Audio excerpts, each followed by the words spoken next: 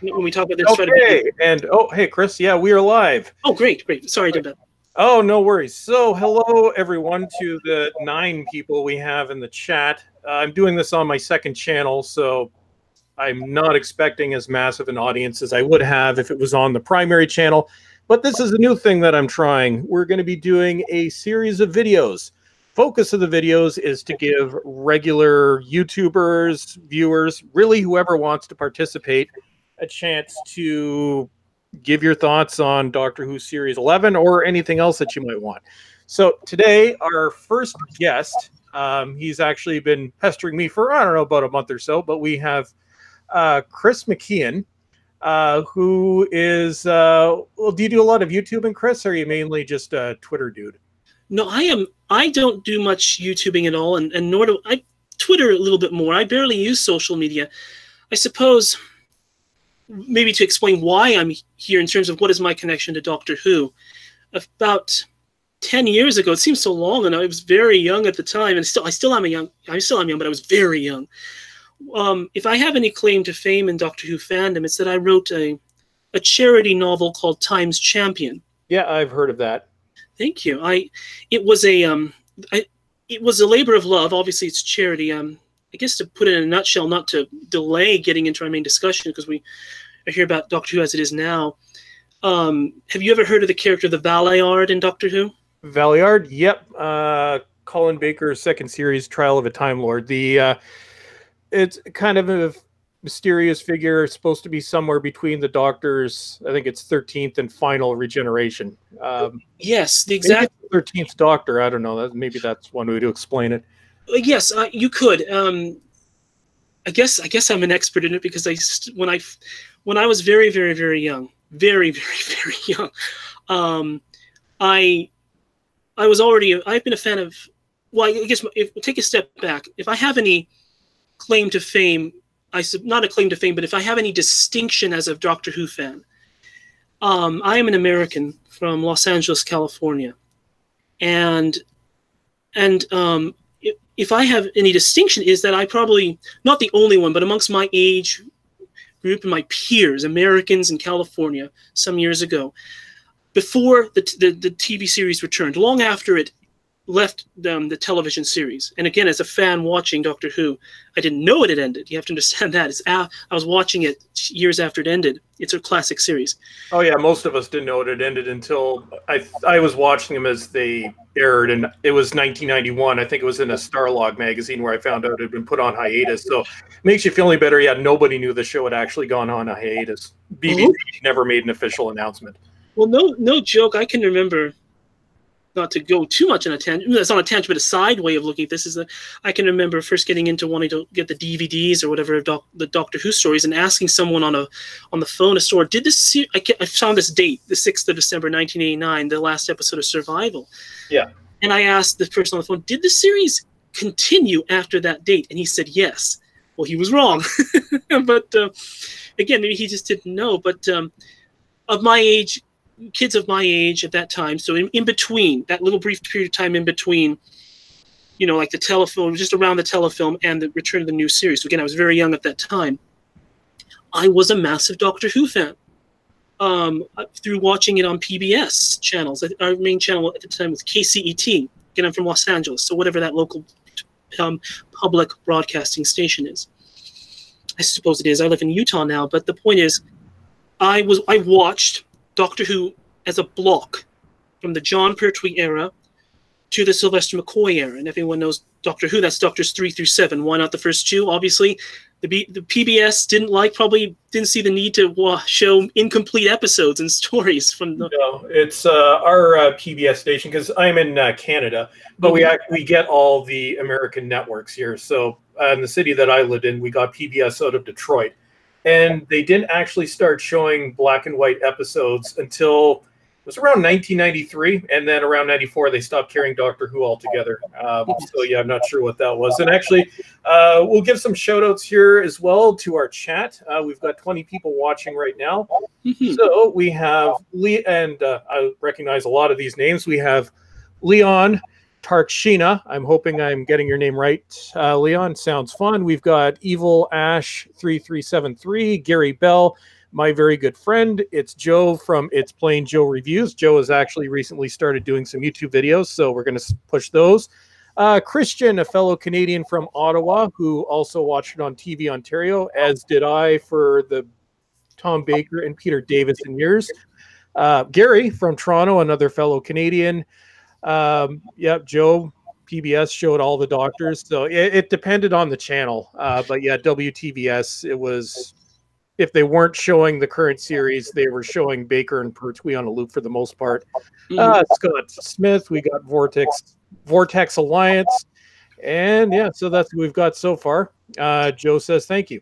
Okay, so now that we've done the shout outs, so Chris, so we were talking about Doctor Who and PBS in the early days. Yeah, so I was fortunate then, although it's completely out of my control that I couldn't watch. At least I imagine that maybe somewhere someone was showing maybe some black and white episodes. I don't know, but at least my channel was showing everything from Jon Pertwee to Sylvester McCoy. And so, although not Spearhead from Space, I distinctly remember that. For some reason, it started with the Silurians. I know that Spearhead from Space for a long time had some rights with issues with some music. I think I've read that a Fleetwood Mac song was playing in one of the background scenes, and so I think there was an edited version, but it wasn't shown on all PBS stations. Yes, exactly. And on mine, it was not shown because maybe they just didn't edit it. But even so, I saw it on DVD some years later. But I was able to watch as an American at this time, quite a while ago, but I was very, very, very young as a little child. Almost, let's just say, almost all of the classic series. I became familiar, thanks to the Three Doctors, to the idea that there were multiple Doctors, because I'm watching, probably my first Doctor was Jon Pertwee, but at a very, very early on, I became aware that there's more than one Doctor. I didn't understand what that meant, and so I searched out the DVDs and things of, eventually, it was some years later, but a few years after that, I searched out DVDs and such of Patrick Troughton's stories. I tried to find some from William Hartnell. There were some in my local library, so I could get those and watch things like Tomb of the... I think my introduction to Patrick Troughton was Tomb of the Siren, which is probably the introduction for most people. It was, yeah, no, I remember when they aired that. It was one of the few times where all the PBS stations linked up. I remember very clearly it was August 1992, only a few months after they had discovered the episodes. The quality was absolutely horrendous. But yeah, that was the first full Patrick Troughton story I'd ever watched as well. That's, again, a little before my time. I would have loved to have been around, in terms of, being aware of that time, because it must have been amazing to have a full, complete Patrick Troughton story. And seminal moment of his, introducing many characters, introducing many concepts very early on. But anyway, I watched that series. I had the privilege to see the majority of the classic series and caught up a little bit with as much as I could, certainly with Patrick Troughton. Of all the Patrick Troughton episodes that are available, I have watched all of those. Yeah. I've not watched too much of William Hartnell, his Doctor, and just because of availability at the time. It's even now the Hartnell episodes tend to be they're an acquired taste. It's very different from the Troughton era. Yes, I think I have a Canadian friend. I've known him for a long time. He's a massive Doctor Who fan also, probably like you in the sense of some of the dates and events you've mentioned and how you found out the series had ended. I think you found out exactly the same way in the Starlog magazine, like you said. Probably the same article. Oh, we were depressed. I believe it. He's told me he was very depressed. But he and I've talked about it, and what you just mentioned about the Troughton era. I said, because he's seen the Hartnell episodes much more than I have. I've seen a few, but not many. And I asked him, what do you think it is about what separates maybe or distinguishes the Hartnell era from the Troughton era? And he said something very wise, and he said that Doctor Who as we know it, from any era afterwards, really, I think, becomes established in terms of the feel, not the basics, the TARDIS and the Doctor and such companions, but the feel and other secondary characters really becomes established in the Troughton era. And I'm talking about the Brigadier, Unit, many monsters, the Cybermen, although they appeared in Hartnell's final story, but even so, the Cybermen, the Ice Warriors, the Yeti, many of the monsters, the classic monsters that are recurring. There were plenty of monsters in the Hartnell years, but you kind of have just the Daleks, and that's it in terms of recurring monsters. As far as let me think. As far as I know, it's just the Daleks. The audios for Big Finish have given us other stories like the Vord or things like that. But one story with the Vord, one story with the Daleks. The closest for the Cybermen, but that was at the end of Hartnell's era. So yeah, it was the Daleks, and they were looking to. Essentially, the way I've always seen it is they were looking to repeat the success of the Daleks, which is why we saw all these new monsters being introduced during the Troughton era. That makes sense. And you mentioned the Cybermen. Yes, they appear in the Hartnell era, but they are very, very different Cybermen from what comes afterwards. Yeah. I mean, there's a reason, in my opinion, why Peter Capaldi's last story has such a fan factor to the Mondasian Cybermen appearing, because in terms of on-screen, they hadn't been seen for 51 years. So it's quite profound. There is almost like it really is a soft reboot, in my opinion, between the Hartnell years and at least maybe season 5, Troughton's second season. Season 4 is a bit transitional, but even so. So I watched Doctor Who, and I became a massive fan. And tying into what's my claim to, that's not a claim to fame. It's just maybe a distinction that I am an American. Or just your own experience. Well, the Canadian and U.S. experience in terms of how we saw the classic series is pretty much the same thing. And one thing that I didn't even realize until I was watching extras, I think it was on the Revenge of the Cybermen DVD. In the UK, they weren't even getting classic Doctor Who stories. The BBC would only show what was airing at the time. So we were lucky. They had to get these things through black market, and I think we were sending them tapes from Canada, the US, and Australia. So our experience in many ways was actually better than the UK, because they weren't even able to see the older stories, whereas we got them on a loop on PBS. Oh, absolutely. I mean, when you think about this, it's a thought experiment. Again, long before my time, and I don't want to keep saying that, but it's true. But think of this as a thought experiment. Imagine it's 1980. Well, it was filmed in 1981, but it would have aired in early 1982. Imagine you're a young kid watching Earthshock in early 1982 with Peter Davison's Doctor. The black and white episodes are most... think of the era. We talked about Tomb of the Cybermen, discovered in 1992. 10 years earlier, not even Tomb of the Cybermen. I can't even imagine what the state in terms of known episodes were for not just Hartnell, but especially Patrick Troughton. You had almost nothing, I imagine. Fans in the UK, they weren't shown at all. Most of them hadn't been shown since the original broadcast. And most of them didn't even exist by 1981 and 2.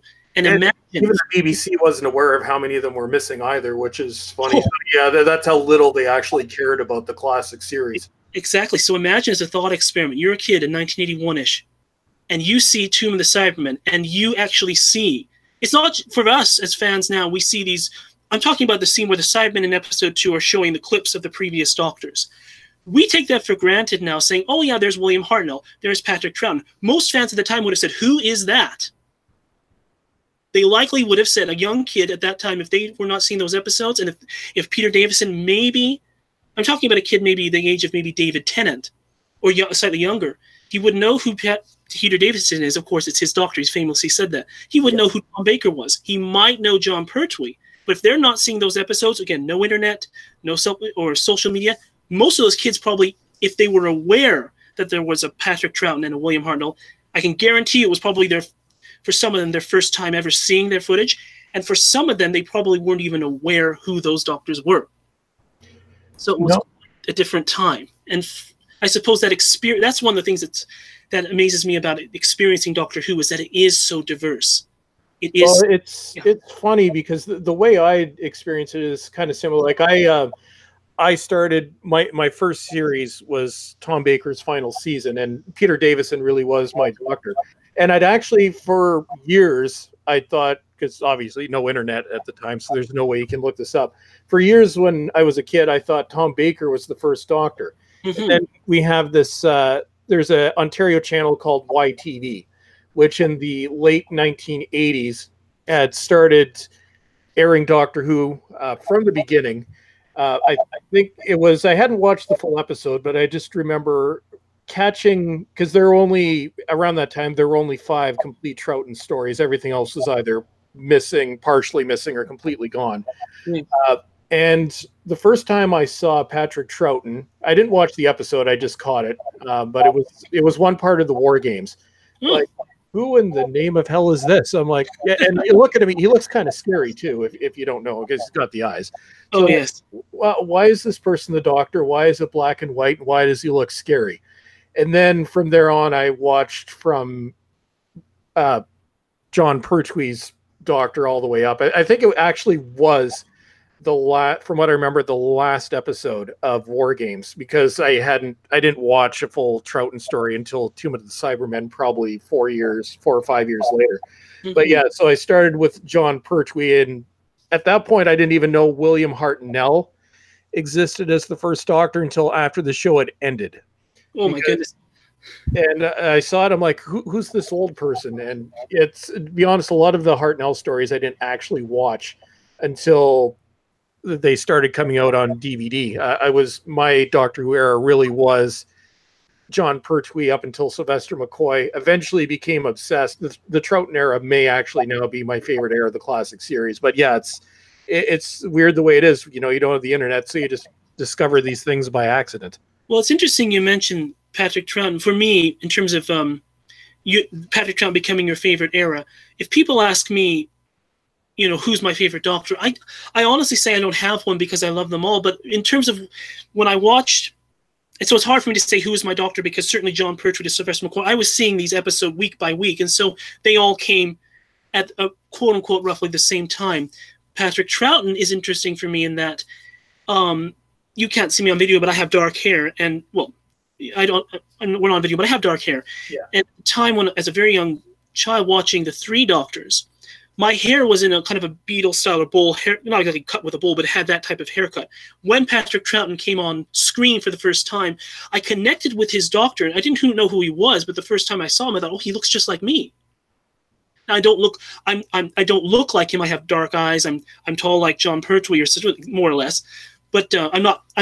Let's just put it this way: I'm not 5'7" or something like Patrick Troughton. So I don't look anything like him. I'm tall and slender, but I have that dark hair. And the point is, then as a small child, I was small, and I had that bowlish haircut, and I thought, this man looks like me, and so I was able to connect emotionally, I suppose, to that character, and that's what made me in a way motivated to get to know that Doctor more. I could understand watching the Three Doctors. I saw the title, and I understood, okay, Three Doctors, and I got it enough. I didn't know about regeneration, but I got it enough that Patrick Troughton was the Doctor. I didn't, by the nature of the story, sadly, didn't understand really who William Hartnell was. I could understand, okay, there are Three Doctors. I suppose it was because John Pertwee, although slightly older than Patrick Troughton, with his white hair, looked, well, I'll put it this way. He was slightly older, and he had the white hair, but he looked, let's say, younger than Patrick Troughton in a way. So, yeah. Or maybe he looked older. No, excuse me. He looked way younger, but he looked older. But I assumed that the earlier Doctors would get younger, and so I saw white hair, and I associate that with an older man. I see a dark-haired Doctor. That's John Pertwee. Dark-haired Doctor, Patrick Troughton. Oh, he's younger. I expected to see an even younger man show up as the first Doctor. When William Hartnell showed up on the screen, I didn't know how to process that. I couldn't, because again, I'm extremely young there. And so I'm seeing almost the first time as a really, really very young child. And so I couldn't process because it wasn't continuous. And a de-aging progression or age regression. I couldn't process that, or at least I couldn't understand. But now I do. But the point is that I connected to the Patrick Troughton era, and I connected to Doctor Who in general. You mentioned also kind of almost this archaeological way of piece by piece going about discovering what this long-lasting series is. For both of us, it was discovering earlier years of black and white.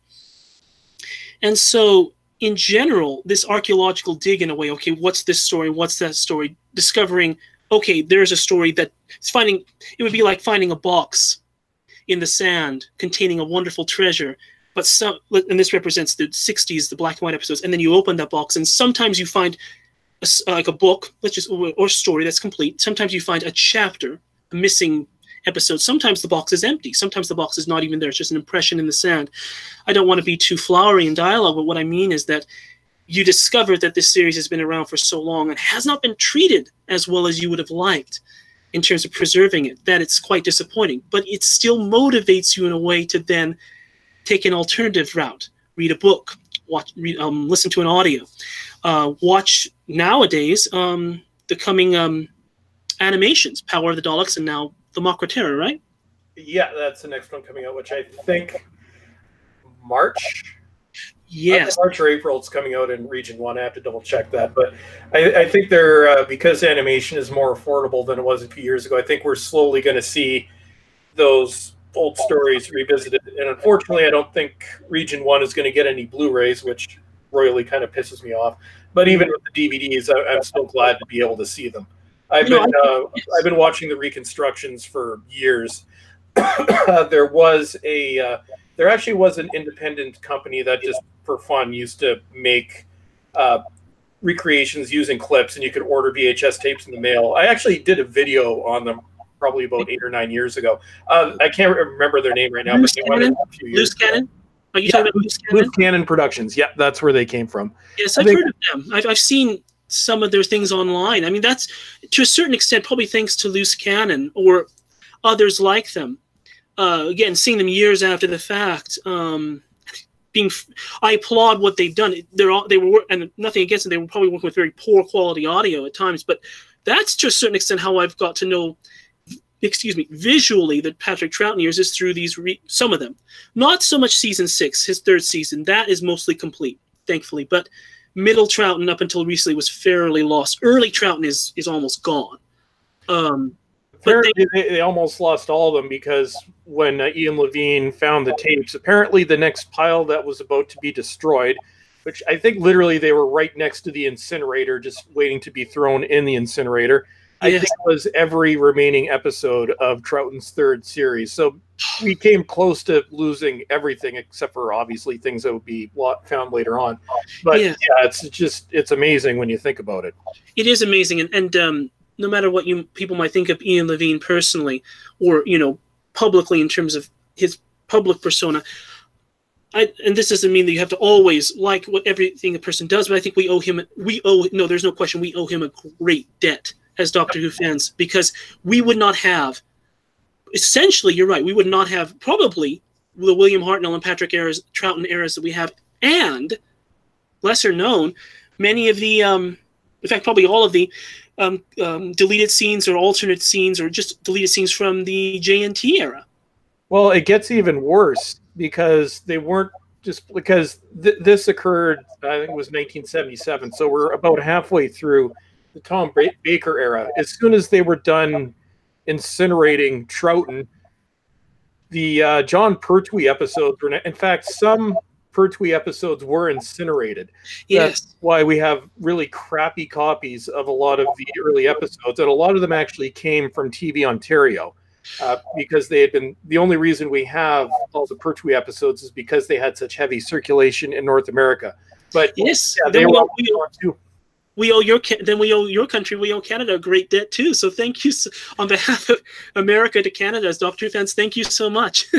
Yeah, no, not many people know this, but yeah, a lot of the early John Pertwee episodes, there's this little channel called TV Ontario, located in Toronto, and that's why we have those episodes. That's also why they look terrible. Sure. Reverse standards conversion, but yeah, Canada, few people actually know that, but yeah, that's where they came from. No, I didn't know that. I knew that episodes were, thanks to, it's more general knowledge, well, amongst probably not casual fans, but it's more general knowledge, just to say that amongst those that want to know or are interested as Doctor Who fans into the minutiae of the history, not quite, but that we have rescued, many rescues episodes came from overseas transmissions, overseas sales of the episodes. But I didn't know, like you said, I didn't know that it's thanks to Canada and Ontario that the John Pertwee episodes were rescued, because you're right. It was some from Canada, PBS in Chicago. Some material came from there as well. The thing about those lost episodes is there are 97 episodes that are still considered lost. One stands in its own category, and that's the Web of Fear episode 3, and that we know it exists. Oh yeah, they found it, and they actually managed to lose it, which I shake my head at that. They didn't make that public until a few years later, but like, how did you manage? Like, the official story is it was lost in transit. How does something that important get lost in transit? Well, it lost in transit. It's more than likely it was lost in transit because it was passed between the wrong hands. I know, who knows if it'll ever be found, although Philip Morris, I think, said in an interview that he's likely traced it. And I am confident that if he's willing to say that publicly, I think you can, with confidence, assume that he knows where it. I think they know what happened to it. They just have to negotiate to get it back. I think that gives me hope that there are. In fact, I think if you listen to those interviews or read them, it's not even reading too much, quote unquote, between the lines. I think that there are a lot of episodes that exist. So my personal feeling is that not necessarily all, but more than that one, Web of Fear episode 3, which I really want to see because I love the character of the Brigadier, and that's the first episode in which he appears. I would give I'm left-handed, so let's just say I would give my left hand in a way to see that. More than most people would know, because he's my all-time favorite character, probably anywhere outside of the main character like the Doctor and such. But I think that I'm confident.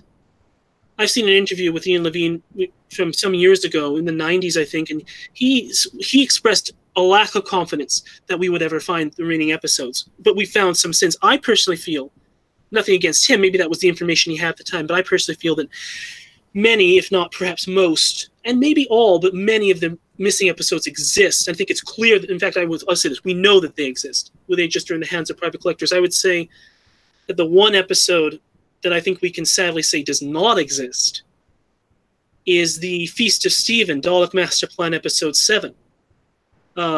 Because, from what I understand, and it's a sad loss, when the Dalek Master Plan was sold to overseas markets, many of the countries that received the episodes, the BBC realized, well, they are not predominantly Christian countries, so they wouldn't understand the concept or would perhaps not like the concept of Christmas. So this is a Christmas episode. It does not interrupt the flow of the story if we just remove that episode and sell the Dalek Master Plan, which was a 12-episode story, as an 11-episode story. And as far as I know, that episode was never sold overseas and it was junked. As far as I know, that one only had there was only the single copy. Although there is a chance that it might not have been junked, because at the time, because these things were being written off anyway, there were employees of the BBC that were stealing, because it wasn't just Doctor Who that was being junked. They were clueless. They were junking everything. Yes. And there were employees of the BBC that would take master tapes and add them to their own private collections. Obviously not every story, because we know for sure that some of them were actually incinerated, but somewhere in the UK, there are, in people's attics, tapes that have been sitting for decades. The problem is, will we ever find them? Because at this point, we're dealing with older generations, so the nightmare scenario, somebody's cleaning out a loved one's attic after they passed away, and say they find Power of the Daleks. Oh, well, these are just old tapes or whatever. It's garbage. We're going to throw it out. That's the worst case scenario. But yes, I'm hopeful that at some point some of those will turn up. I'm hopeful too. I am hopeful too. More than that, I will put it this way: I'm expectant that they will turn up, because they still do. And there's almost there's a providential way that many of these things appear, and so I am confident that we will see these episodes. And even if we never see the originals, we have enough of their impressions. I talk about that box you might find in the sand that we found through archaeology, meaning, they use it as an analogy, meaning we have the audio, thankfully, from fans, the audio tracks. And apparently a new collection was just found of higher quality audio tracks as well, which is awesome. Well, that's wonderful, because, again, Loose Cannon, they did wonderful work, but they were dealing with very, very, very, very poor quality audio. Yep. And so it's basically because there were no audio outputs on TVs, so you had to physically wire into the audio terminals, I think that's the word for it, on the TV and record it that way. So you really had to know what you were doing. Yes, and so in a way, I am amazed. You're talking about almost a providential way these things were happening. I am amazed that you had some fans clearly back in the 1960s. Not that they had the technical know-how, but that they wanted to use their technical know-how to record the audio. Not simply that they had the ability, but that they used their ability for something that even now is having a very positive effect in this fandom community. It's like, oh, look, you can't see it, well, at least you can hear it, and now our animation is at the point where now you can see it. I mean, I can picture in my mind even now, recently watching Power of the Daleks animation, knowing what the actors look like in real life and comparing what they look like on maybe clips and such, you can almost, in certain scenes, just about picture what it might have looked like.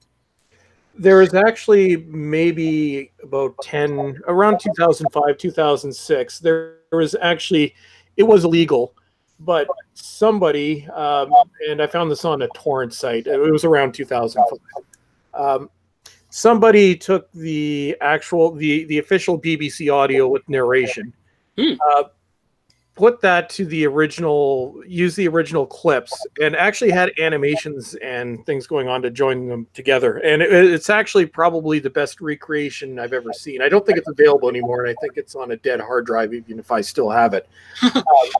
But it was beyond what loose cannon would have been allowed to do, mainly because they were using the BBC audio. But yeah, specifically with Power of the Daleks, that's the best recreation I've seen. Well, I wish I had your eyes. I mean, I've never visited a torrent site, and no, I cast no aspersions, and I honestly don't cast aspersions to say, oh, you shouldn't do that. No, but I've never. It's funny. I'm a computer science major, and I'm in my last semester, but I've never, maybe in the sense of oh, danger, I have never used a torrent site or downloaded anything from that. So I wish I had your eyes so that I could have seen it and see how that would have looked. The torrent site it came from no longer exists. It got shut down 10 years ago. But it was, the downloading debate is a whole other subject. But as some of my long-term viewers will know, I'm a collector of DVDs and Blu-rays. So I will, if I like something, I will buy it. There have been instances where I have downloaded a series, but I end up buying the Blu-ray in the end if I like it. Well, that's very good. I mean, I suppose you mentioned about collecting DVDs and such. That's a good way to segue into what I first started this conversation. I mentioned Times Champion and archaeology. Watching the Doctor Who stories, perhaps because Colin Baker's era was so brief, not just because it was brief, because it's about the same amount of length as Sylvester McCoy's era, and slightly less than Peter Davison's era. For some reason, I missed the trial of a Time Lord when I was watching those stories for the first time around. I watched Colin Baker's first season. I'm just going to interrupt there just for 1 second. I got a couple people asking in the chat. David Travels Through Time and a few other people. Yes. If you are interested in participating in a future discussion, just leave a comment in the comment section to this video. Or drop me a message on Twitter. I'm going to come up with a definitive list and schedule. So anybody else, Joe, I'm sure you'd probably be interested in doing one as well on top of a few other people. So drop it in the comments and we'll be in touch and we'll schedule a specific time the rules I go by is as long as you're respectful. I have a fairly strict policy of not attacking other YouTubers personally in any of my videos. We can criticize the comments, but that's really the only thing. Oh, well, that and try and minimize the swearing a little bit so I don't get in trouble with YouTube. So David Travels Through Time. Just drop a comment. I will add it there. Same thing with Joe, and I think a few other people have asked as well. So sorry to cut you off there, Chris, but people were asking, so I wanted to put that in there. So in the video or on Twitter. Good. I must say it's funny that you mentioned, the swearing policy. I can at least say this. Not saying that I'm better than anybody else, but you won't ever have a problem with that with me or anybody that I talk to, because I actually have never sworn in my life. Believe it or not. I must congratulate you, Chris, because I dropped the occasional F-bomb in the video. In fact, I've got one coming out later today that might have some language, but I try to minimize it because, you can usually tell if I'm doing a review where I'm angry. That's when the F-bombs come out. But yeah, I cannot say I have gone my whole life without swearing. I probably haven't gone today without swearing. But yeah, YouTube, they're touchy about that. I think you can get away with one F-bomb per video as long as it's not right at the beginning. but they're very fickle with their demonetization, and I'm sure my Gillette video later on today will probably get demonetized because of attacking Gillette. That's going to be, oh yeah, and people have been asking about that as well. Yes, that will be up later tonight. It's edited. I just have to render it. Oh, yeah. So, well, yeah. So the way it was is I imagine, taking a step back, I don't know why I missed the trial when watching it. I think it was probably because my family, we always would go on summer vacations to see my grandparents and such. I imagine in Wyoming, and so it would take a while. We were gone for a month. I imagine that maybe during one of those summer trips, that was when the trial episodes aired. But so I'm tying this back to what's my, what leads me to, in a way, to talking with you. And one of those, the first step is that I'm an American Doctor Who fan, and so I have the distinction that I have always loved Doctor Who. I'm the same age, more or less, as some Doctor Who now, and they may go back to, at best, maybe David Tennant. I go back to the beginning, just about. I'm the same age, but I've watched it all. I've read the comics, the books, and the audio. So I suppose if I have a distinction, I'm an American Doctor Who fan, the same age as the kids that are watching it now. That not that are watching it like first episode now, but the same age as like the David Tennant, let's just say, audience. And yet I think I can honestly and hopefully humbly say that I am an honest expert in the entire run and across just about all the media ranges of Doctor Who. And the other distinction that I have is that I wrote this book, and so that ties in a way in that I became connected to. That's my connection to Doctor Who fandom in the sense of I'm a fan. And actually, Chris, do you have a link for this book? Because I can drop it in the description. Well, it's out of video, right? Yes, I can. Yes, I can try to find one. At least link it to Wikipedia pages because it's out of print now. Okay, yeah. Just when you get it, just drop it in my Twitter chat, and then I'll drop it in the description of the video after the fact. Sure, of course. And since we're talking about it, Times Champion came about because, again, as a very young child, I was watching Doctor Who, and I kind of missed the things with the ballet. I didn't miss the Sixth Doctor, but I missed those episodes. If I'm really thinking about it, now that I actually really think about it, the memory service, okay, I can be very specific. I misled you in a way. I did, now that I really think about it, my memories come back. I didn't miss the trial. I can actually, now that I really think about it, have distinct memories of watching Mysterious Planet, Mind Warp, and the Terror of the Vervoid segments. What I missed, and we probably went on vacation at this point, what I missed was the Ultimate Foe. And now that ties in very clearly with the Valeyard because I missed the episodes, those two episodes, that revealed what the Valeyard was. And you, at the start of our conversation, you mentioned it. Well, this is the exact quote. What the Master says to the Sixth Doctor. He says, "There is some evil in all of us, Doctor, even you. The Valeyard is an amalgamation of the darker sides of your nature from somewhere between your 12th and final incarnation. And may I say, you do not improve with age." That just gives you a sense of how much I know Doctor Who. And so we're Doctor 12, and who's at the beginning of that list? Yeah, Doctor 13. Yeah, the Valeyard saw this 30 years ago. Yes, exactly. I mean, if you go into as a young child, a couple years later, I was at a Doctor Who convention, and someone mentioned this was a couple years before the television series came back. It was my first convention. I was there with my dad because I couldn't drive or anything. But someone, I distinctly remember mentioning, will there be any books or things featuring the Valeyard? And I didn't know who the Valeyard was. The closest thing I think I could associate is that I had seen, the internet was around by this point, and I had seen the word Valeyard show up. I know what it was. When the Eric Roberts Master first appeared on a website, someone said, "This is the Eric Roberts Master." I really like him, although I think it showed his costume in the cloister room scene, so the climax. And they said, "I like this costume, although I think it looks a little too much like the Valeyard." And I thought, well, who's the Valeyard? So connect that to the conventions where someone asked, will there be a book featuring the Valeyard? I remember that, because I think you probably can tell by now, I have a good memory. Yeah. And I thought, okay, this is important. So I started doing my own archaeological search online. And I remember reading it, and when it said it was revealed that the Valeyard was in fact the Doctor, I don't think I can describe to you terribly, without, volume and such, what my emotions were at that time. I thought, there's a villainous Doctor. That shook me to the core as a Doctor Who fan.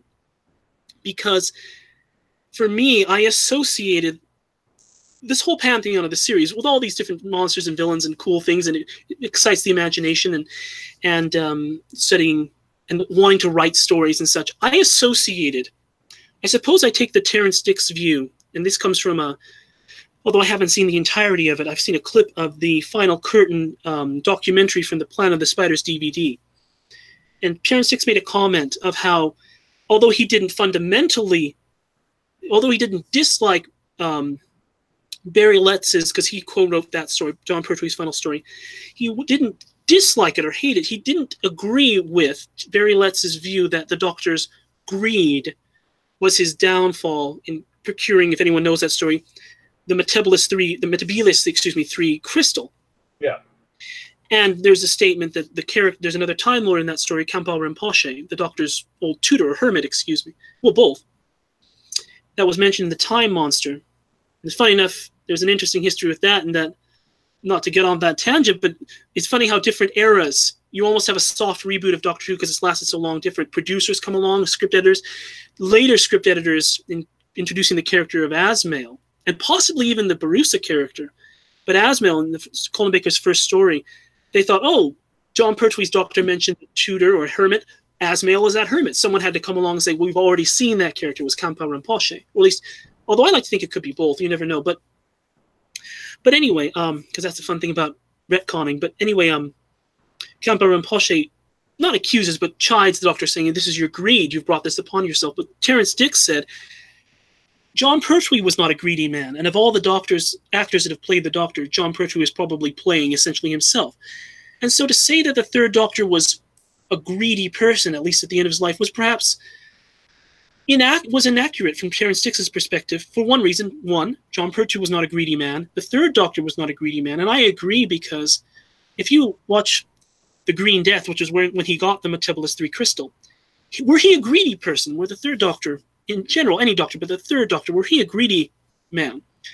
I think that he would have gone to that planet, Metebelis 3, with Jo Grant, put her in danger while he's frantically searching for this crystal, and bring her to harm, but he gets it, and not caring then, therefore, in this alternate thought experiment, what her condition was, or she was scared or injured, because he had to know. He had to get that crystal. But instead, he went alone. And he's only putting himself in danger, but he puts himself in danger in any story you could possibly find in Doctor Who, because he wants to experience. He's this godlike character that wants to experience what anyone else experiences, and puts himself in danger not because he's greedy, but because he's honest and because he's good. And if anyone's going to get into harm's way, it's him. So I fundamentally reject the idea, honestly, that the Third Doctor was greedy. But there's taking that a step further. Terrance Dicks made this thing where I agree and always felt, which was that he said, I don't see the Doctor as a person with flaws. I don't think the Doctor has character flaws. He can have character quirks and nuances and differences across his incarnations, but I completely agree that I see the Doctor, maybe this might be unpopular, but I see the Doctor really as a perfect hero, a perfect person who doesn't make mistakes. On that note, I don't need to get into this too much. That's why, to a certain extent, and it's hard for me to say this because the author of this story is a personal friend of mine. I'm not trying to pretend I know him very well because he's in England, in America, but The Waters of Mars. Phil Ford, I'm talking about. Phil Ford is a friend of mine. He's wonderful. Oh, awesome. Yes, I will just say this, a shout out to Phil Ford. He is one of the nicest, kindest men you will ever meet, even in a stranger sense. I met him in a convention.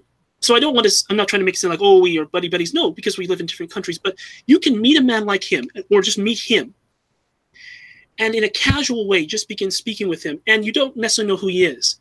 What you don't realize is that he is one of the producers of the Sarah Jane Adventures. He's one of the authors in Doctor Who. And you know he's someone there. But he doesn't act like you're not supposed to talk to him. He is one of the loveliest men I have ever met.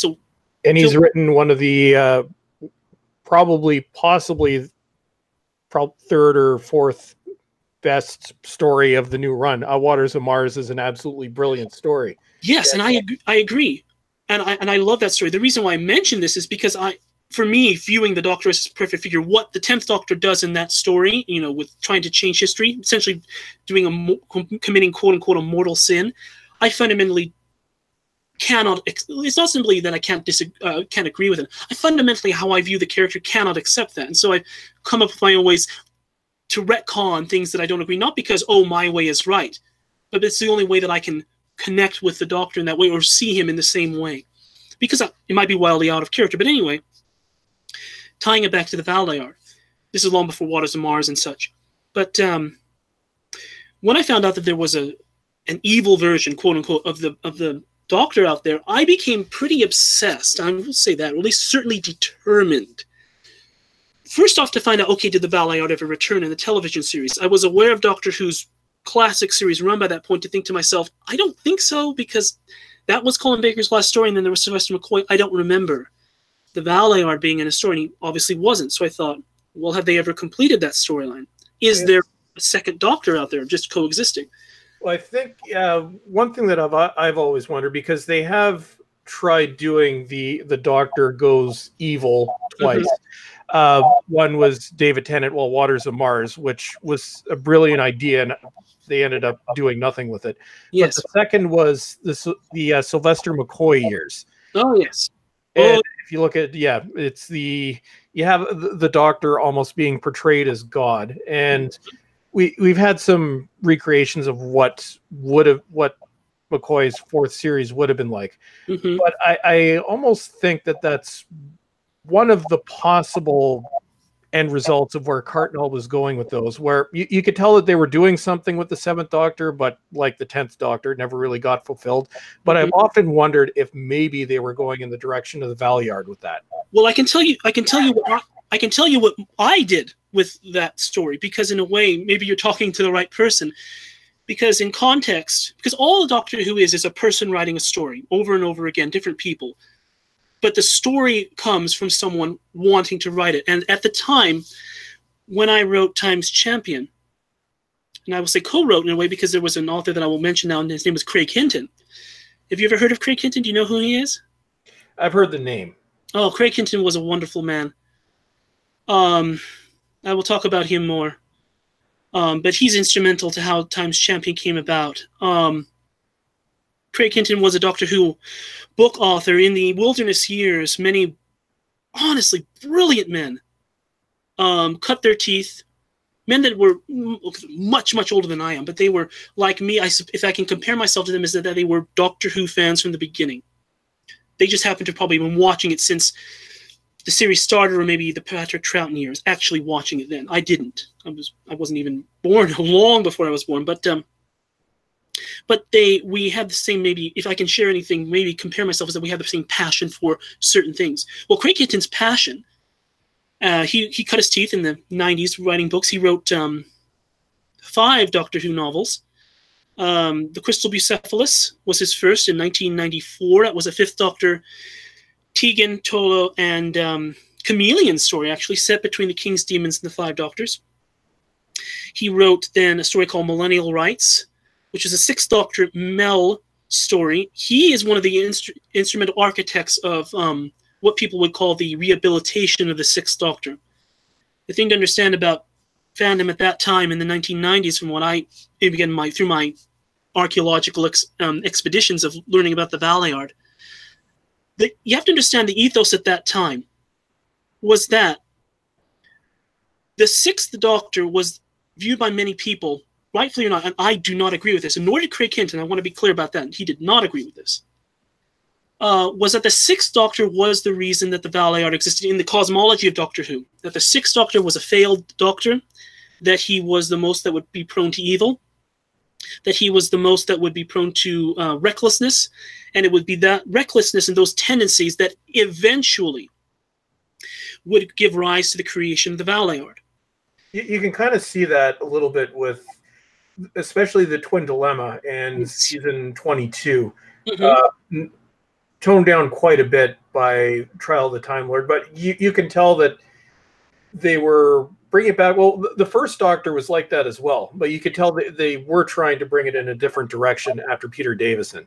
Yes, and that's what makes it certainly a travesty, I think, and also tragedy that Colin Baker was not able to have, at least on television, and the comparison I think that you've made in some of your videos to him and Peter Capaldi, which is that it's a very rare thing, I think, in television or in any genre of entertainment, to get a person as committed to the role as men like that, as any of them, but those two certainly. Why? Colin Baker is the sixth Doctor. He comes after the other Baker, Tom Baker, the fourth Doctor. Tom Baker was the Doctor for 7 seasons. Can you imagine at any time how rare it is to get an actor like Colin Baker who comes into the role saying, it is my goal, explicitly saying this, it is my goal to outlast Tom Baker in the role, which means he planned to be in the series for at least 8 years. Oh, and he would have too had Michael Grade not completely screwed him over. Of course, I personally think he comes along around 1984. 8 years up to that point would put him around 1991, 92. I cannot imagine that he wouldn't have stayed for the 30th anniversary. I honestly feel that if he would have left at any time, it would have been in the 30th anniversary of the series, 1993. So you have a gold mine. I think Peter Capaldi is probably the same way. Even you could argue more so in that he was a fan from. I don't think we'll ever have a man like him again.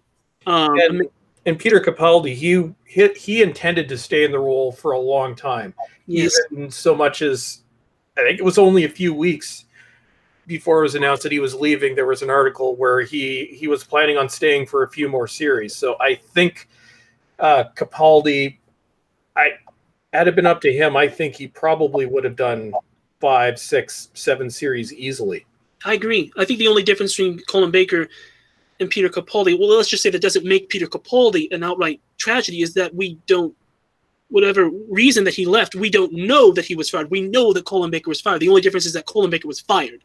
Oh, yeah. He was, well, they found a roundabout way because he had been contracted for 3 years and decided not to renew his contract. Effectively fired, but not technically fired. But it was a terrible way of doing it. He didn't get 3 series. They're like, no, you've had 3 years. He's like, well, I've only had 1 full series, 1 episode, and a series that was half a series compared to what had been there previously. Yes. So it was horrible the way they went about doing it. It's infuriating. Oh, bless you. It is infuriating. And so I suppose it was those two things for me that was motivating me. Is that number one, I found out in my studies at this time as a kid, young child, how Colin Baker was treated. 3 things really: how Colin Baker was treated, that the Valeyard never had a completion to his story, and that fans, rightfully so, in the sense of creating ideas and only having a couple pieces of the Valeyard puzzle, were even to certain extremes thinking that the 6th Doctor was the Valeyard. That's not often noted in fandom, that at the time there were fan theories. I think that comes from, to a certain extent, the New Adventures for the 7th Doctor. There was a strand of storyline that had the 7th Doctor at times having dream sequences fighting with the 6th Doctor, and certain moments where the 6th Doctor would accuse the 7th Doctor of killing him to bring about his own identity, and meaning the 7th Doctor exists because he, before existing, kills the 6th Doctor. Very interesting.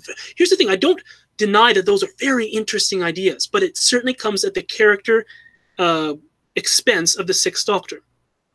Yeah. So I became very motivated then to write a story that would complete the 6th Doctor's encounters with the Valeyard. He would have a rematch with the Valeyard. And I pretty, on my own, thought to myself, well, it would, given how much these things seem to tie together, those two, the 6th Doctor, the Valeyard, it probably would make sense that it should be either recurring villains or recurring meetings, or but certainly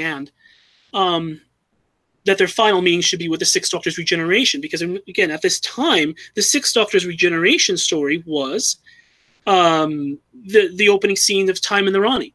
And it wasn't even Colin Baker. I'm sure everyone knows this now. Yeah, it was a wig. It was a wig. Sylvester McCoy in a wig and in the 6th Doctor's costume. It's funny because their physical sizes are so different. But so anyway, I thought to myself, okay, I want to write that story. Now, as a very young kid, I wasn't sure how to do that, but I came on. There was at the time, let's see, there were 2 outlets to the Doctor Who book authors were a very accessible bunch in that you could talk to them on forums, chat rooms, things like that. There were two where I did, and one was the predecessor to Gallifrey Base, which was Outpost Gallifrey. Yeah, I was on their forum from the time from 2004 until they closed it down in 2009. Oh yeah, I remember it very well. I posted under a different name back then, but I would spend hours every day on that site. There you are. Well, I was there. I was there now, quite a bit. The other one, incidentally, was the BBC at the time. It's not there anymore. They had a chat room. I remember that chat room, actually. Yes. Again, I discovered that. I was just discovering the computers at the time and such. And so I came across this man named Craig Hinton. And I mentioned that he wrote the Crystal Service and the Millennial Rites. I'll just name his other books. He did Millennial Rites. Then he did, what came next? God Engine, which was a Seventh Doctor, Roz, and Chris. And Roz and Chris, that was a version of novel New Adventure. The 51st. There were 60 with the Seventh Doctor. That was the 51st. Roz and Chris, for anyone who doesn't know. Oh, you just got a shout out. Christian Delorme, or Delorme, sorry, Christian, if I misspelled your name. He says, listen to this guy, Chris. He's like a Britannica encyclopedia in real time. Oh, thank you. You're getting shout outs here. Thank you so much. Thank you. I appreciate that. God Engine, what was I saying? Oh yeah. Craig Hinton was a master of Doctor Who continuity. And I use him as a model, and I like to be like him in that way. Craig Hinton wove together in God Engine Pyramids of Mars, the Ice Warriors, probably Seeds of Death as well, the Dalek Invasion of Earth, and the New Adventures line. And I mentioned Roz and Chris. That's Rosalind Forrester and Chris. I don't know how to pronounce his name. C-W-E-J. Quedge, I think is what it is. Late era Virgin novel Seventh Doctor companions. So it's the plot of that is essentially a conflict between humans and other things, but humans and Ice Warriors trying to use Osiris technology. So think Sutekh, and if you think the audio's Sekhmet, Sektet, and things like that, or the Fifth Doctor New Adventure, Missing Adventure novel, La Sands of Time, also has those siren things. Oh, but yeah, sorry, Christian, I misspelled your name, so yeah, it's Delorme. Delorme. Correct myself. I like that last name. I like that last name. The point is, it's just a very continuity-heavy story that weaves together a lot of things. Humans, Ice Warriors, with remnants of Osiris technology. And the God Engine, what's the God Engine? The God Engine ties together the Dalek Invasion of Earth. They weren't able to use the Daleks at that time, but there's a cameo. The Dalek Invasion of Earth, which I have. But why are the Daleks mining the core of the Earth? Because they want to insert into the core this Osiris device that would transform the Earth into essentially a war world that they could travel around and conquer the universe. So it's wonderful, brilliant continuity. Greg was like that. That was 1997. He then wrote The Quantum Archangel, which is one of my all-time favorite books.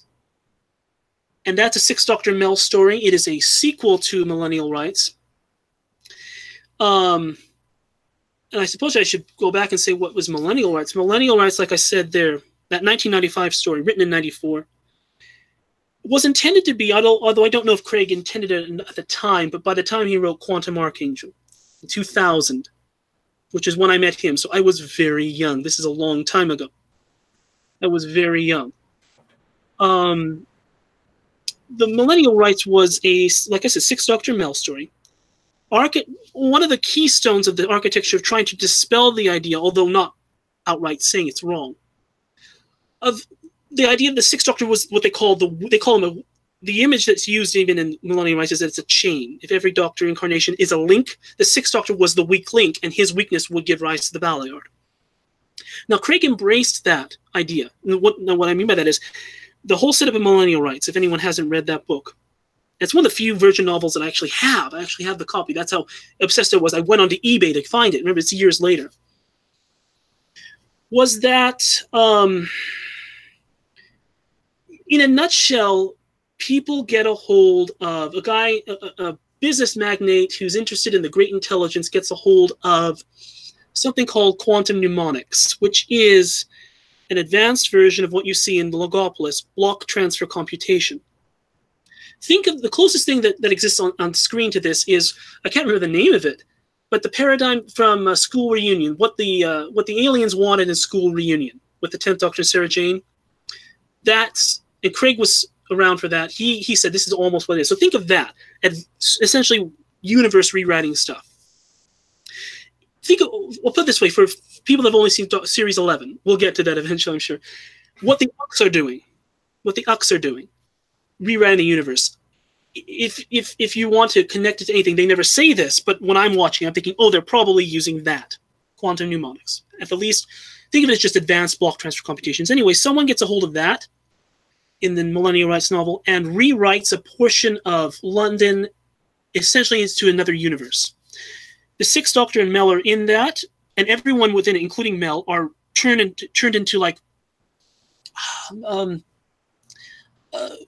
you think of like Metalocalypse, not steampunk, but think of like mage, sci-fi meets fantasy meets steampunk technology. So everyone's turned into something, and it's this rich history. It's Craig's own version, in my opinion, of something like Lord of the Rings, that he creates a massive history and he hints about it in those stories. Well, the Sixth Doctor is unaffected at first, but the more that he's exposed to the new rules of this micro universe, his clothes start to darken, the colors become muted, and Craig did this very wonderfully, piece by piece. Then eventually the clothes turn dark, and then eventually they turn into the Valeyard's costume, and the Sixth Doctor becomes essentially the Valeyard. And so there's a scene at the very end, and he overcomes that and such. Beautiful scene in his TARDIS, which is redesigned. There's a scene, a couple lines from that story, where the villain of the story says to the Sixth Doctor, do you have any idea what your 12th incarnation will be like? And Craig, of course, didn't know. But I should take a step and say that he tried. Around the time that he wrote The Quantum Archangel, yeah, he wrote a short story called Aspects of Evil for a charity anthology called Missing Pieces, I think it was. I've never seen it, but I have read Aspects of Evil.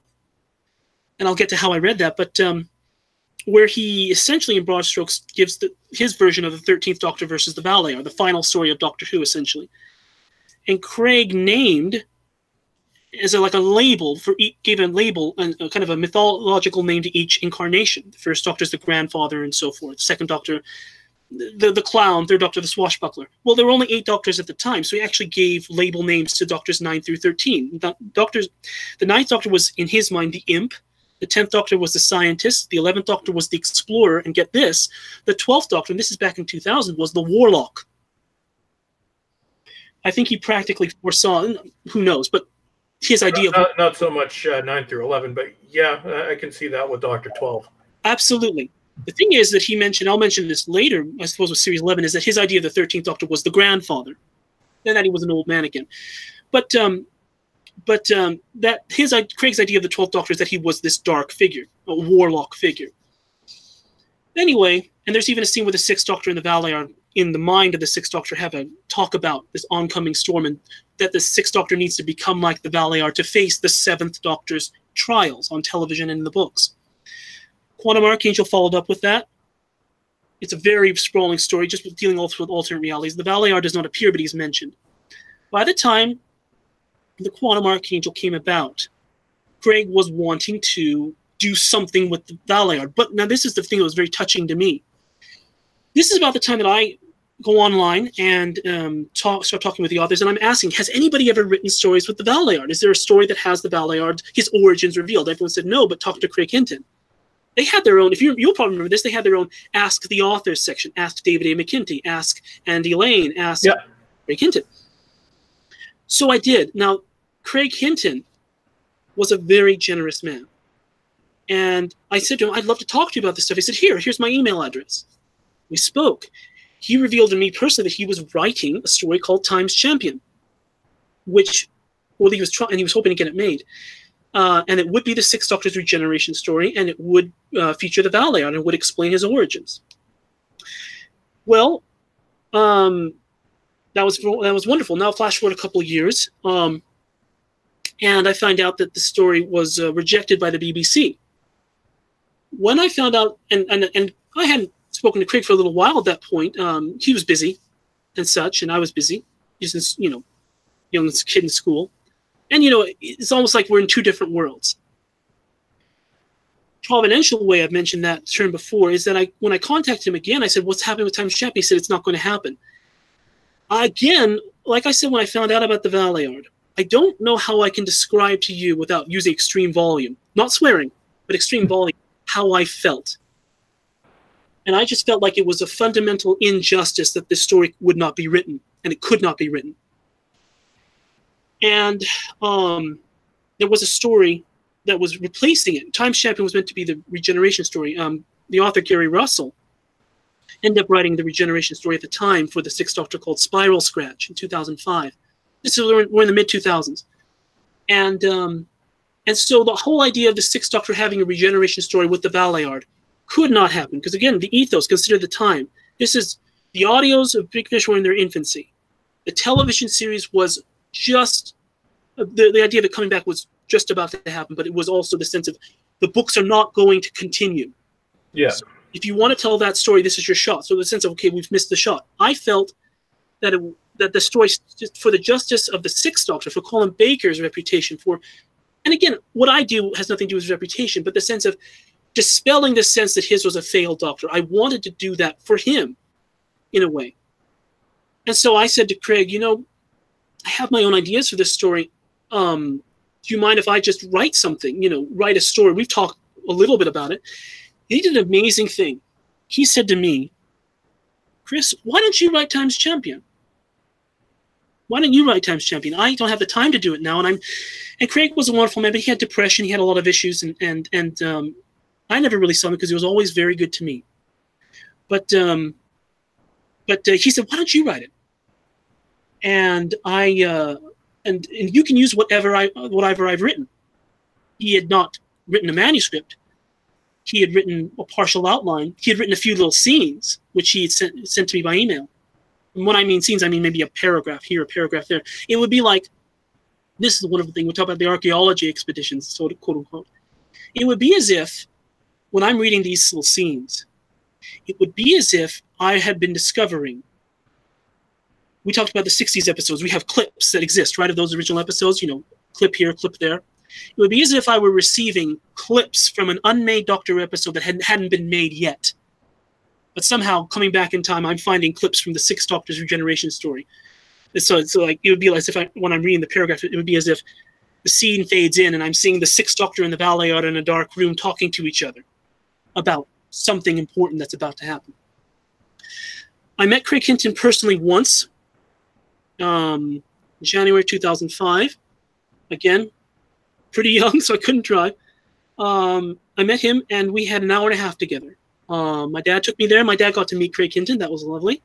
Craig said to me, I can tell he's your dad. He looks just like you. It was very nice. And we met. He said, you have me for an hour and a half. I'm not on a panel. And that hour and a half is one of the highlights of my life. Because I felt as if I were talking in a way to a direct conduit to this wonderful idea of what Doctor Who is, the people that actually make it. Because at the time, the book authors were the forward and front edge of Doctor Who. They were the ones making Doctor Who at the time in the 90s and the first half of the 2000s. And in that hour and a half, he just explained to me what he wanted to do with the story and such. But he said something to me that I took upon myself. That I thought, he's telling me this is my responsibility. He said, the story tells itself. You've got this piece, you have this piece, all that. The one thing I have not yet been able to figure out is what makes the Valeyard tick. Why does he do what he does? And that's what I want to do too. So we were on the same level, which was, we don't know who this Valeyard is. Just before I said goodbye to him, I asked him, because he had to go, I said, so what is the Valeyard like? What can you tell me from your writing Millennial Rights and your ideas and talking with your friends? And he said, okay. And I said, what does he like? He said, okay, the Valeyard, he likes structure, he likes order, he likes stability. He's not a chess player. So he said, I hope you don't use the cliche of the Seventh Doctor using a chessboard, the Sixth Doctor and the Valeyard playing chess, because neither of them are chess players. He didn't elaborate why, but that's what he said. I thought, okay, because I had been thinking of using the chess player idea. We continued to collaborate a little bit. He sent me his outline, and I would start writing things. And the very last time that I spoke to Craig Hinton by email, because that was the one time I met him, and I'm glad I got I will say this, I got a video and a photo of him, and I'm glad I did, because in the meantime, we kept talking. He wanted to become a maths teacher and such. But anyway, by the end of 2006, I said, will I ever see you again? I hope I can see you again. He said, well, I'll be around again. You know, I'll come to these conventions. Towards September of 2006, I knew that Craig wasn't doing well. His health wasn't well. His mental health was not very good. He was having trouble becoming a maths teacher. And I could tell that our plan had been that I would write the story and then he would take it and polish it. Nothing against him. I was not angry at him at all. I promise. But by the middle and later part of 2006, I began to realize that he probably wouldn't, although he never said this, he never said, I can't do it. I felt that he probably wouldn't be able to do that. And so the responsibility was coming upon me to write this story, and we weren't even sure how we were going to get it published. We thought maybe get it published online on the Outpost Gallifrey website or something. Who knows? Maybe on a website. But it would just get out there. The very last time I ever spoke with Craig Hinton was the very end of September 2006, and I had written the first 6 chapters. And to give you a sense, I'd written probably about 200 pages of the novel, and he read it, and he got back to me. I can almost say this word for word. He said, it was a short email. He said, Chris, I have just finished reading your manuscript, and it is excellent. You have captured my voice perfectly, and everything is as grand and as glorious and as wondrous as I feel Doctor Who should be. Well done. And then 2 months later, Craig Hinton was found dead from a heart attack. Yeah. And that's the story of Craig Hinton and me, and that's maybe where you've heard of him. And then from there, because I want to get to Series 11 eventually, I was, again, the third time, I cannot describe to you how I felt without, real emotional volume. But I went online, and people were lamenting it. Craig on Outpost Gallifrey had said that he was writing Times Champion, and he had a co-author. He didn't say it was me. He just said he had a co-author. And he was going to write it, and people were very interested because, again, there was nothing written about the Valeyard. When I mentioned Millennial Rights, the Valeyard is only the 6th Doctor in that story in another form and a cameo appearance, but the Valeyard was pretty much almost unexplored. There was a novel with him with the 7th Doctor, but, it was a very different version of the Valeyard, in which he's killed, apparently. But the point is, people wanted to know that story. They wanted a 6th Doctor regeneration story. And then people were online saying, I will never get that story. And I felt compelled to say, you will. I am that co-author. I am the co-author of Times Champion. And I am now determined in Craig's memory to finish this story and complete the 6th Doctor story and complete the Valeyard story. I knew I was taking maybe a risk just because there was a 6th Doctor regeneration story, but there was no way that I was going to remove that. That was our vision. And then I was contacted by several people who were willing to help me to get it published, and ultimately Simon Guerrier from Big Finish was one of them. A wonderful shout out to Simon. I'm still in contact with him. He's a wonderful man, wonderful friend. He was new to Big Finish at the time, and he's done a lot of stuff since. He's wonderful. He wasn't able to. There was a thought to publish it through Big Finish as a book, not as an audio, but as a book. Yeah, I remember. They used to do books. I don't think they do anymore, but yeah. No, they had the rights to do short trip stories. They did not have the rights to publish a novel, and that's why Times Champion wasn't able to be produced through Big Finish. And he told me from the start, Simon, that it was a long shot. He tried, and I'm forever grateful. But then I got hold of David J. Howe, who's the man that did the Telos novellas. He contacted me and was willing to help, and we published it, through their press. It was a charity novel, and I wrote the rest. I had to write that whole story really from scratch. Certainly, the manuscript is mine. Craig wrote an outline which covered in fairly good detail the first half, but the second half was all mine in the sense of, okay, there's nothing else, and we never discussed it. But I did it. I wrote it. It was an exercise in trying to write a Doctor Who story from nothing, not from nothing, but from no one really. I had an editor through David J. Howe, for which I'm eternally grateful. He's a wonderful man too. And I gained a lot of help. From there, I started to make contacts with the Doctor Who authors, the book authors and such, asking, hey, any advice for this idea? Are you using this character in one of your stories? I'd like to use it in mine.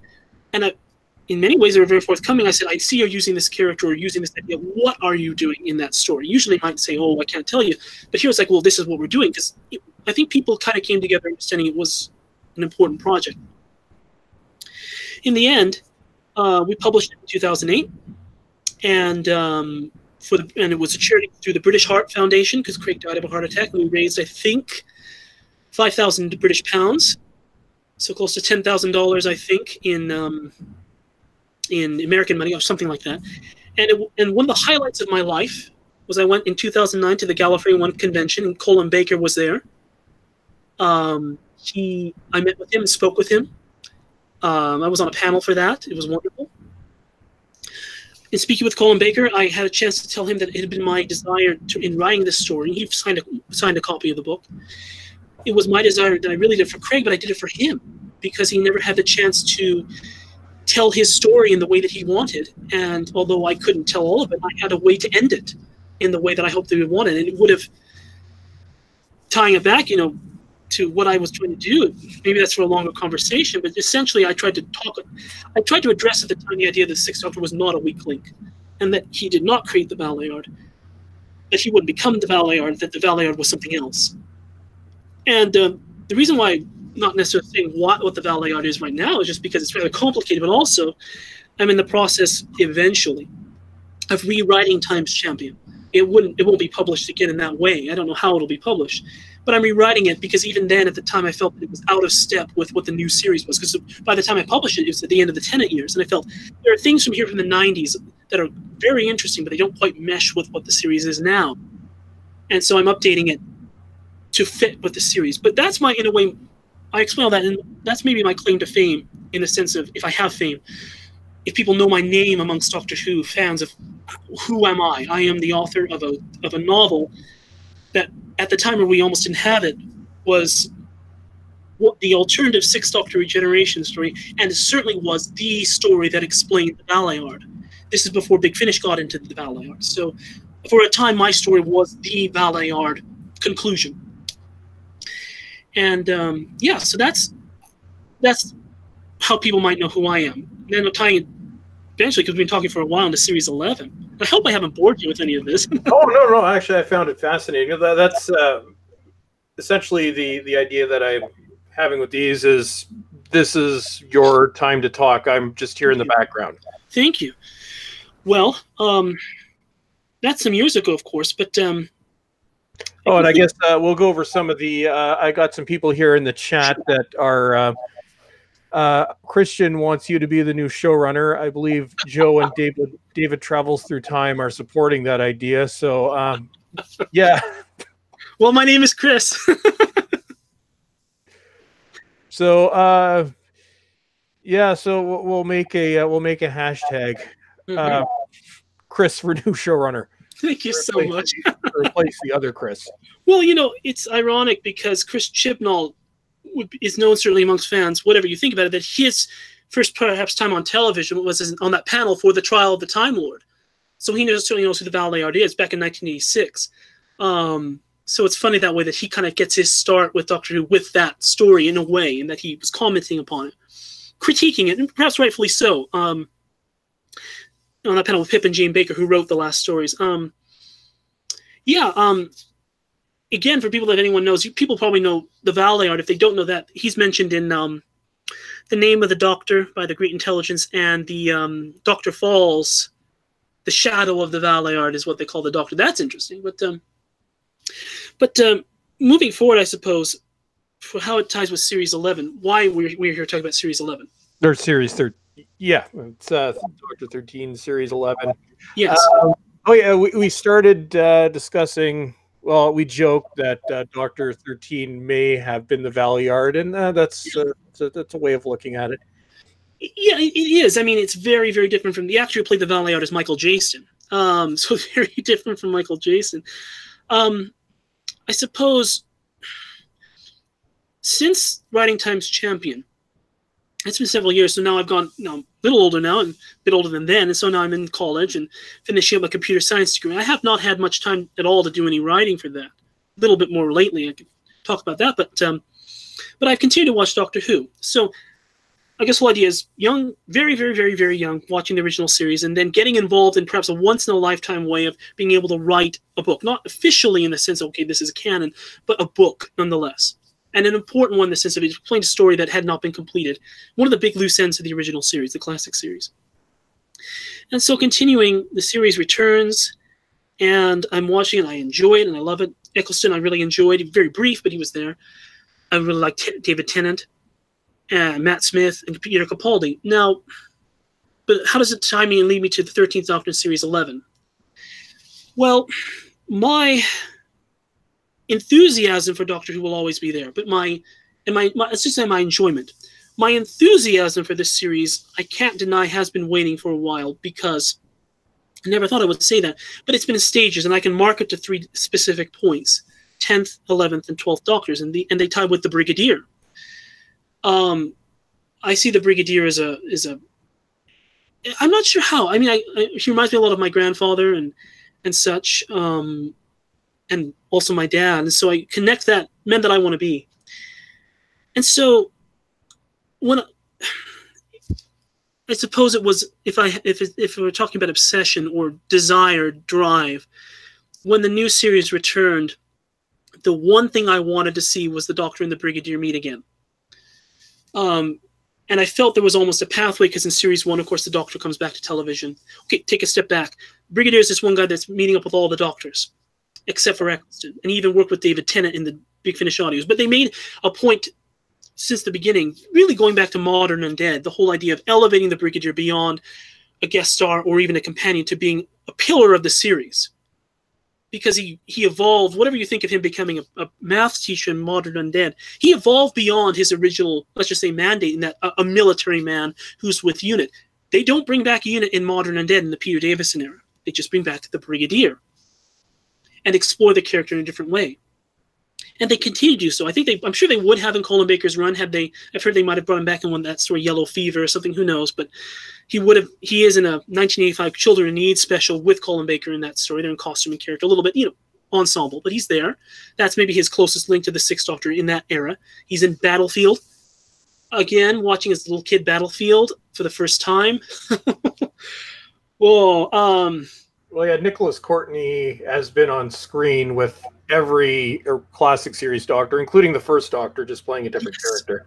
Yes, they found the episode. It was a gold mine when they found Master Dalek Master Plan. Yeah, one of the 3 remaining stories, or 3 remaining episodes. Yes, he's there. He's with all the classic series Doctors, even Colin Baker, because there's that Children in Need special, and also 93. Time. He's also in Dimensions in Time, but oh my gosh. I never really met Nicholas Courtney. I met him briefly at one convention, but it was just for a moment. He seemed like a very nice man, but I think he was a very good man, nice man. I've heard everyone say that he was more than a gentleman, a good man that cared for other people and listened to their problems and would stay up the whole night with people. He would go out his way to help and be kind. And so it just that's one of the things where fiction becomes reality, where the character that you admire so much matches the man, the actor, the actress, whatever. So, or whoever, but so when the series returned, I was sad that he never appeared with Eccleston, but it was so brief. I thought, well, there's not much we can do, but maybe he can appear with David Tennant. There was a sense. Series 1, you get the Doctor and the Daleks. Series 2, Cyberman reappears. Series 3, the Master. Series 4, Davros and the Sontarans. In the Sarah Jane Adventures, Series 1, the Brig is mentioned. Series 2 actually appears now as Sir Alistair. Yeah. And then we knew that he was going to appear in Series 3 with the wedding of Sarah Jane Smith. So that brings me to my first point of where my enthusiasm begins to wane, and that's no one's fault that Nicholas Courtney's health failed and he wasn't able to appear in that story. That broke my heart, not just as a fan for the character, but for the man. More so, I think, in certain ways for the man, because I thought to myself, the Brigadier could reappear maybe in the audios. Nicholas Courtney was still alive then. Yeah. He could appear in the books or the comics, but I'm not sure if Nicholas Courtney is going to be with us much longer, and he wasn't. Well, no, you could tell that his last few DVD interviews that were filmed for special features, you could tell that he wasn't doing well for at least 5 years before he finally passed in 2011. Yes, I think the red letter year for that is 2007. From what I understand, in the middle of the year, he was hospitalized. I don't know if it was for a heart attack or a stroke. I've heard both. Maybe it was both. But he was, up to that point, it was interesting that a couple of years before, someone made a comment on Gmail saying, oh, well, why don't you use the Brigadier more? Because they got him in a 6th Doctor audio and an 8th Doctor audio, so they closed those chains. He met with David Tennant in a weird kind of inversion. Nicholas Courtney not as the Brigadier meets with William Hartnell as the Doctor. Nicholas Courtney as the Brigadier meets with David Tennant not as the Doctor. But he met with him, so there was that. And there was a comic, The Warkeeper's Crown, 2007, Doctor Who Magazine 378 to 380, I think the point is that 10th Doctor and the Brigadier meet in the comics. That's wonderful. But I understand his health started to fail in 2007. The point is that some years before that, someone was saying, why don't you use Nicholas Courtney more? Because he might not be around very long. And someone from Big Finish responded saying, well, he's actually in fine health. And he probably wouldn't appreciate it. People are thinking he's not in the best of health. But after 2007, no one was saying that anymore. He's in fine health. He'll be around a long time. No one was saying that. I think we were very fortunate to get him. There are 3 things that he does in 2008. In April, he records the 3 Companions audio. That's vignettes that are mini episodes that are released across several stories in 2010, but it was recorded in early 2008. In July, he records the Enemy of the Bane. From what I understand, he was not well. In fact, Philip Ford told me this himself. He was not well during filming.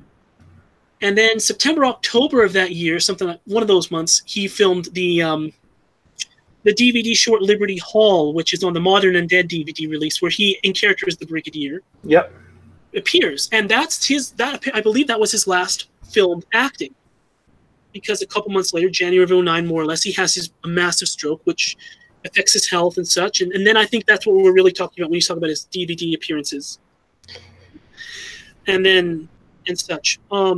So that was the first point of my enthusiasm wanes, just in the sense that no one's fault, but the sense that we're not going to probably see the Brigadier again. And what was one of the driving forces for me of enthusiasm for watching Doctor Who was when we see each Doctor with the Brigadier again, that kind of went away. The second point was the wedding of Riversong, where they killed off the Brigadier in character in the universe. Yeah. That was... How did you feel about that? I'll ask you this. I'll take a step back. How did you feel about the wedding of Sarah Jane Smith and the Brigadier not appearing, if you knew about that at the time? Or the Sarah Jane Smith story? Yes. Knowing that he was supposed to appear. To be honest, at the time, I didn't even know for sure that he was going to appear. With Sarah Jane, and I followed the first series of that show, but I only watched it sporadically. Yeah. So it wasn't really something that I was following. What I wanted to see was Nicholas Courtney appear in the main series. Yeah. I don't think I had, specifically with that episode, I don't think I had strong views one way or the other. I wanted him to come back to New Who, and they could have brought him back in series 1 because they reintroduced Unit that series, and for some reason decided not to. Yeah. I have heard that the reason why they decided not to, and I don't know this, but I have heard it's because they realized, well, we're going to kill everybody and we don't want to kill him. And I understand that, but I think in hindsight, it would have been a great time to do it. And Christian is saying goodbye, so I shall see you soon, Christian. Thank you for participating and have a great night. Good. Whatever time it is. Oh, yes. I hope I haven't bored him, but I appreciate things. Oh, I'm sure he's fine. Great. Because I know that maybe people are coming from different time zones. This might be later, but it's only 2:36 where I am in Utah. But well, I'll ask you then. Yeah, I would have liked to see him in the original series because they did, Time Crash when bringing back Peter Davison. I've heard, I don't know this, I've heard a rumor that there was an intention to bring him back for the Children in Need special for Doctor Who in 2009. I have heard that. But I heard rumors at the time. I don't know how set in stone they were. I think it may have just been a rumor. It was probably only rumor. The only thing that was set in stone was the wedding of Sarah Jane Smith. That was set in stone. And even the novelization has the Brigadier in the novelization of that story. It's very brief. He doesn't meet the Doctor, but he's there speaking through Mr. Smith. I will say this about Sarah Jane Adventures. I followed it, perhaps because I was closer to the age range of watching it. And I can say that, it's a cute series, and I really like it. But I keep meaning to watch it. I watched series 1, like I said, in the occasional episode, and it's on my list. At some point, I'm going to pick up the full DVD set and just marathon my way through them. Well, I will say this: saying that it's cute is almost calling it a disservice because it was wonderful. It's cute because it is more for kids, but it was the contrast for Torchwood at the time. Torchwood was aimed at adults. Yes, Sarah Jane Smith was aimed more towards kids, but both series were completely accessible to Doctor Who fans. And I saw that time, the RTD era, especially towards the end, as a golden age, probably the pinnacle golden age of the new series, maybe of Doctor Who, because you had a parent series and 2 fully functioning spin-offs that came together, of course, at the end of series 4. That was a magical, marvelous time. And I see the Sarah Jane Adventures as where the classic series went unwittingly to die. Because a lot of classic series elements were appearing. Nicholas Courtney, Elizabeth Sladen, John Leeson as K9, and the series ended, and then that was it. Yeah, it's very sad. I never thought of it that way, but that is true because we had a lot more of the classic series on the Sarah Jane Adventures than we did on the main show. Well, yes, that was why, to a certain extent, although I wanted Nicholas Courtney in Doctor Who, that was why by the time I got to series 2, because I was following it, that was why I felt enthusiastic that the Brigadier was even appearing anywhere. I'm grateful for Enemy of the Bane, but that was why I had no problem with that as an alternative, because I thought, in a way, this felt more like, if you want, since the Brigadier is very much classic series, it felt more like the classic series, so that this is home for him. It's a new home for him. It's slightly next door, maybe, but it's right. And so I miss the Sarah Jane Adventures deeply. I miss Sarah Jane. I miss Nicholas Courtney. It's where we got to see our. It's like where we got to see our grandparents for one last time. And because growing up with the series, you see them more as parent figures. By the time, even as a young kid, young kid watching the Sarah Jane Adventures, they become like grandparents, and it was like seeing grandparents for the last time, not knowing that it would be the last time. And so it's very sad. I still feel very sad about the end of that series because it didn't quite finish in the way that they wanted. If you represent every series as a step, Sarah Jane Adventures was literally half a step away, one half of a series from reaching a natural possible endpoint, maybe starting other things, but it was half a step away. Now, I know, at least one more full series had been planned before Elizabeth Sladen got sick. There wasn't much warning. It was, I think, a case of 2 months from the time she was diagnosed to the time she passed away. So there was no way to plan for it. It's funny. In 2011, I saw Phil Ford again, and I said to him, I knew Nicholas Courtney was ill, and 2 things stand out. Well, 3 things. He gave me a hug, and it was wonderful to see him. The second thing was, I hope that Nicholas Courtney and David Tennant are doing well. And Phil kind of smiled awkwardly and said, well, I'm sure David is. And that was my confirmation that Nicholas Courtney's not doing well. And he died only 3 days later. Yeah. But the thing that sticks out in my mind was I said to him, I hope the Sarah Jane Adventures Series 5 isn't the last. And he said, I doubt it will be. To my mind, in hindsight, I don't think Phil Ford knew about Elizabeth Sladen's health at that point. That was only 2 months before she died. So yes, the time must be about that. I think even as she became ill, because as far as I know, I think she was only in hospice for about 6 weeks. Yes, I think they kept it on the down low. I think very few people actually knew she was sick. I know they delayed filming or they'd canceled, because I know she had been scheduled to start filming what would have been probably the final series a few weeks before.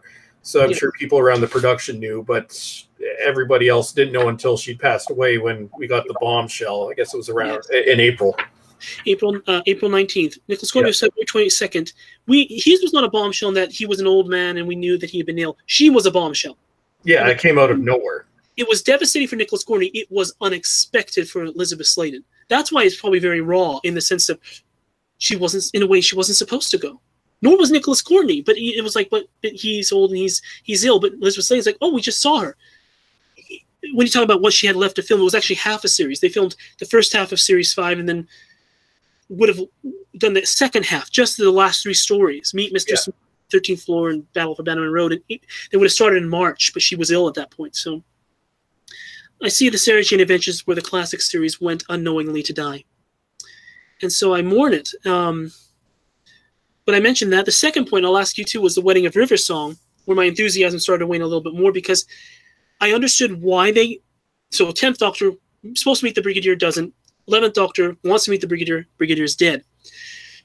And didn't even know. And it felt so close to me, home to me, because if you remember that episode, there was a sense of he always thought you would come home and come to visit him up to the last. Broke my heart. He has that regret because he didn't have the chance. And I think in many ways that was the show itself saying, we had the chance and now it's gone and we have nobody to blame for it but ourselves. Exactly. And so I didn't blame Stephen Moffat that I'd hoped, I'd wished that he had maybe done what they did with Elizabeth Sladen, which is keep Sarah Jane alive and then maybe do a title card saying Elizabeth Sladen R.I.P. I wish they'd done the same with Nicholas Courtney, which was Nicholas Courtney is dead, but the Brigadier will always live. But they did that, and so it broke my heart. I felt it was maybe too close to home for me, but I understood it. Then, but again, so that lowered my, and in connection with that, you had the Kate Lethbridge Stewart and the new version of Unit, which I wasn't quite sure what to feel about that. Going forward, it was a little more nebulous at the end of the 10th Doctor's era. Just, okay, no more Brigadier, perhaps. I'm not sure we're going forward. Then late 11th Doctor's era, okay, no more Brigadier at all. But it started to become a little more defined for me as I thought, well, that's gone. And I still enjoy the series. But will I like what's going forward, where they try to replace him with his daughter originally from the Downtime 1995 straight-to-video story. And also Deimos Rising, another story in 2004. But the point is, will that work? And I wasn't against it. But it was a little more defined. I thought, I want the Brigadier. I can't have the Brigadier. And I'm not going to have a temper tantrum, but I want him back. And I wish... it was more the sense of that it wasn't what I would have done. Had I... you talk about maybe joking, Chris is showrunner. Okay, if I were showrunner, I wouldn't have killed him off. I even remember talking to Phil Ford, in 2009 when I first met him, and I said, I hope if you ever bring back the Brigadier, I hope you never kill him off. And he said, oh, no, because it wouldn't fit, number one, it wouldn't fit the tone of the Sarah Jane Adventures. And then he said, and at the end of the day, I wouldn't want to. I wouldn't want to kill off the Brigadier. But that's Phil Ford. Stephen Moffat, I understand he had to make a choice. It's not the choice that I would have made. But maybe that's emblematic of where I was with Doctor Who at the time, is some choices being made that I wouldn't have done. I wouldn't have made, but I understood it was their prerogative. But then we come to the 12th Doctor. And maybe you can guess, since we're talking about the Brigadier, what I'm going to say next. Can you? I'm just curious. Are we talking about the Cyberman? Oh, yes. Death in Heaven. Yep. Death in Heaven. Oh, boy. Well, I'll take one step. Well, I was about to ask you, maybe I was so well, what you thought about The Wedding of River Song, and I assume you just said that it was the classic series, maybe recognizing they're dropping the ball, I suppose. The Wedding of River Song. Well, the episode itself, the episode was a mess. I don't know what the hell's going on in the episode itself. Yeah. But in terms of the way they approached it, I think that's the only way they could have approached it. And I think it was heartfelt the way they integrated it into the show. Yes. Whether or not it makes sense to kill off the Brigadier within canon, I don't know. I've always liked the way they went about doing it. Yes, I agree. I want to make it clear, I might not want it, but I felt it was very sincere. But then we come ahead to Death in Heaven. And he's a Cyberman. As a Cyberman. And he saves the 12, well, he saves his daughter, and he saves the Doctor, and saves the day, shoots Missy, all that stuff. Take into context how I felt about the series at that time. A couple things were really, for the first time, and this is going back a while, and this will lead into Series 11, eventually, finally, I suppose. Since the 50th anniversary, a lot of things happened at the 50th anniversary. Again, choices that were made. Maybe I can understand why they made them, but I wouldn't have done them. But I was starting to get to the point where I was not liking them. And I suppose the root of it is Night of the Doctor, introducing an in between the 8th and 9th Doctors. I felt it really broke my idea of what the canon was. I've always thought of 13 Doctors. And then introducing a full incarnation of the Doctor as a one-off. It was more or less... they basically had to cover Christopher Eccleston's part after he kind of waffled back and forth about appearing at the 50th anniversary. And then things were in motion. So by the time that he had said no, what would have made a lot more sense would be to just replace his part in the story with Paul McGann. I would love to have seen that. Yes, I know Stephen Moffat said he just couldn't see Paul McGann as the Doctor. You know what? Honestly, since we had barely seen Paul McGann as a Doctor, I'm not sure if anyone, rightfully or not, I don't want to say he was morally wrong for saying this. No, but I don't think anyone can outright say, how do you see Paul McGann's Doctor? Because we barely saw him. And it's at such a disparate end of time, literally physical time, like 1996 to 2013. And just a lifetime that who knows what he's like. Plus, Big Finish had already started to create a version of the Eighth Doctor where they outright said we're edging him towards the Time War, and he's wearing the leather jacket, he's cut his hair, he's looking a little different. And then the Eighth Doctor version we see in Neither Doctor is essentially much like how he was in the telefilm, just with if he has early 19th century clothing in the, or whatever, 19th century clothing in the telefilm, what I call it Grace. He has maybe late 18th century clothing, but acts pretty much the same way, and so Big Finish was left with a little bit of a problem. Not no one's fault, but a problem. They were edging the Eighth Doctor towards the Time War. Stephen Moffat says no, and so gives us John Hurt. I didn't have as much problem as I perhaps am making it sound with John Hurt's Doctor. In fact, I thought it was a wonderful performance. I think most people would agree that John Hurt was probably the preeminent actor of his, not just his generation, but perhaps spanning generations. Oh yeah, the guy was a legend. An absolute legend playing the Doctor. So I appreciated that, but even when it happened, I thought to myself, why are they introducing a separate incarnation played by a wonderful actor, but he's a one-off? And then we find out a month later, because Stephen Moffat wants to tell his story of restarting the regeneration cycle. There I had a huge problem. Because to tell that story, he had to break his own canon to shove that into the series. Because on many occasions, he'd outright said that the 11th Doctor is the 11th Doctor, even as late as Nightmare in Silver. Explicitly say the Doctor regenerated 10 times. In Series 6, when there was the whole storyline of the Doctor being killed by being shot, he makes it a point to show that he's regenerating, shot mid-regeneration so that he would die outright.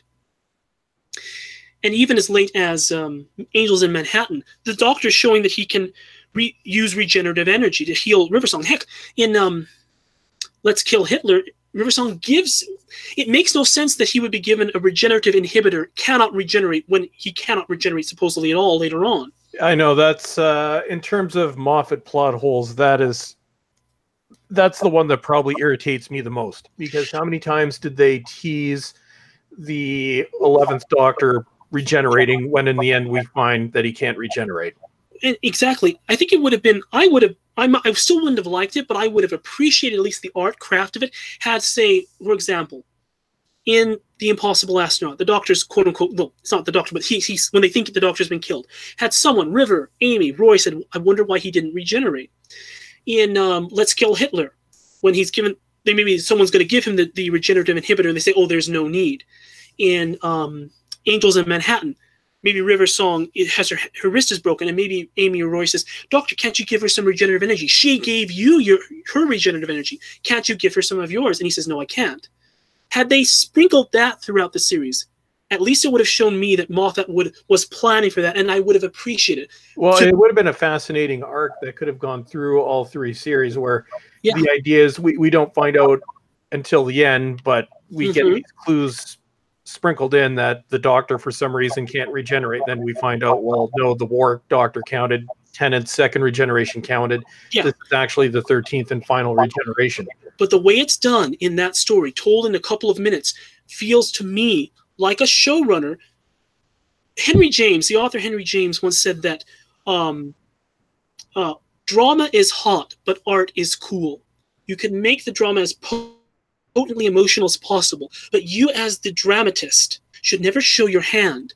So if you're like a puppet master, Nicholas Meyer, the director of Star Trek II, The Wrath of Khan, used this idea, that if you're the puppet master and you show your hands to the audience, they can see the puppets moving, they might even see the strings, but if they see your hands holding the strings, you ruin the illusion. To me, that was Moffat's moment where he showed his hands holding the strings and saying, look how clever I am. I've done this amazing story.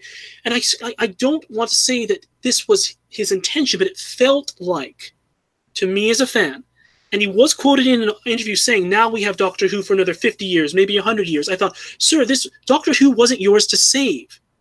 It was yours to guide, but it wasn't yours to save, because it was, no matter what, even Matt Smith in an interview. Stephen Moffat's there talking about the 50th anniversary, and Moffat, I really enjoy him overall, but he has one quirk I don't like, which was towards the end of it, by the middle of his time.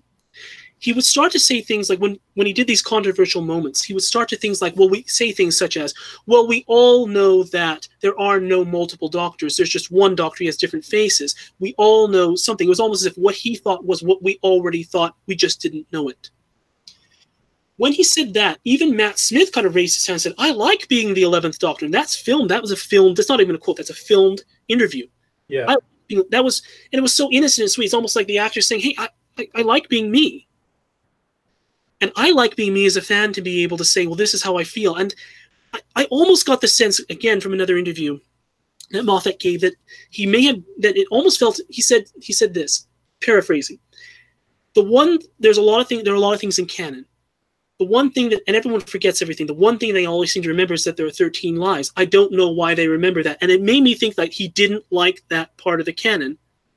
And therefore, when he had the chance, he wanted to change it. But even on another level, for me, I thought to myself, I had always wanted the idea of when we got to the 13th Doctor, maybe the 12th, but certainly the last, that we could have, like you said, a series-long, an incarnation-long arc where he's dealing with the fact that I can't regenerate anymore, and then we could have explored that character. We get that, but in about 10 minutes. Well, it's also, Moffat didn't even need to throw it in there because it was forced. It's suddenly Tennant's second regeneration becomes a regeneration. Mm-hmm. He didn't even have to, like, he could have done that. Capaldi could have been the 13th and final regeneration of the Doctor. We could still count the War Doctor, and like, why he didn't do that has never made any sense to me. Because in terms of the idea that this is a new regeneration starting with Capaldi, he never did anything with that arc. You know what no, he didn't. You know what I honestly think? I think it's human nature. When you get an idea and you think it's a good idea and you think that you only have that one chance to do it. And I understand this because when I tried to do Times Champion, you think, but in a way that was true because it really only had one chance. Craig Hinton was dead. The story was rejected by the BBC. There was only one avenue. I was determined. I feel that maybe Moffat, in a way, people will say this, okay, I'm from America, right? Of course I am. We have a president, in the sense of we have an American president. American presidents, most people probably know this, by our Constitution, are limited to 2 4-year terms in office. They may get only one, but they can only have 2 at the most. Well, some people feel that there's a term that's often used that if a president is reelected, that he has a mandate. Therefore, there's a real sense of he must get his agenda across because he has a mandate of the people, the will of the people. In a way, I liken that to Stephen Moffat in that you could argue that he had 2 terms as showrunner, with the 11th Doctor and the 12th Doctor. Yeah, same thing. So did RTD. So did RTD. It was a much briefer first term with the 9th Doctor, but he had the 10th Doctor. So both had 2 terms, you could argue. 2 different, if a term is related to a Doctor, as an analogy. Moffat, though, had more so than an easier analogy of an election, let's just say, in that his re-election was the 50th anniversary. If you think back to that time, fans really liked Series 5. So did I, and I liked all the series. Series 5 was very well received. Series 6 was not terribly received, but it was not as strongly received, and people started to have some problems. It had good standalone episodes, but the arc was, to this day, I don't entirely know what's even going on with that arc. I don't think anybody does. I completely agree. The standalone episodes were wonderful. The arc was it was a threadbare arc. If the arc is like a blanket, it was threadbare. It's like an umbrella was threadbare, whatever. But we're missing connections. But the point is, early Series 7 was starting to get somewhat poorly received. Not horribly received, but poorly received. And there was a sense of, should Moffat go? As an aside, people are talking about, Chris Chibnall, leaving after Series 12. People might not remember this, but even with Moffat back around Series 6, the same rumors were going around that, Moffat will leave after his second series. He's having trouble. It's hard. So that's why, personally, I don't think Chris Chibnall will leave after Series 12, because I've heard this rumor before. Although I think the difference between Moffat and Chibnall is there wasn't a major backlash against the show. Exactly. During Moffat's tenure, whereas now the backlash is massive and yes, almost universal. I agree. So, and I completely agree with that. So to qualify what I just said, let's just say I don't think that Chris Chibnall will leave of his own accord. I doubt that he's going to say, I'm tired of this, it's too hard, I'm going to leave. I think it might happen because of the series condition that opposed to Stephen Moffat. But like Moffat, I doubt that Chris Chibnall is going to say, I've had 2 series, I'm done. This is his dream job, I'm sure. But anyway, you get to the 50th anniversary. Preceding the 50th anniversary, Series 7 was not terribly well received, and there was a shakiness around the series at that time, maybe akin to where the classic series was at the end of or around the Peter Davison era. But then you got the 50th anniversary, which was a critical and a commercial quote-unquote success. And so you could say Moffat's re-election was assured. I feel at that point, for whatever reason, I don't know why, maybe just a sense of, okay, I got through it, now I want to tell the stories I really want to tell, perhaps. I feel that aligning it with the idea of a president being re-elected, an American president being re-elected and having a mandate, meaning a majority, overwhelming majority of people vote for him, popular election and such, that he has a mandate.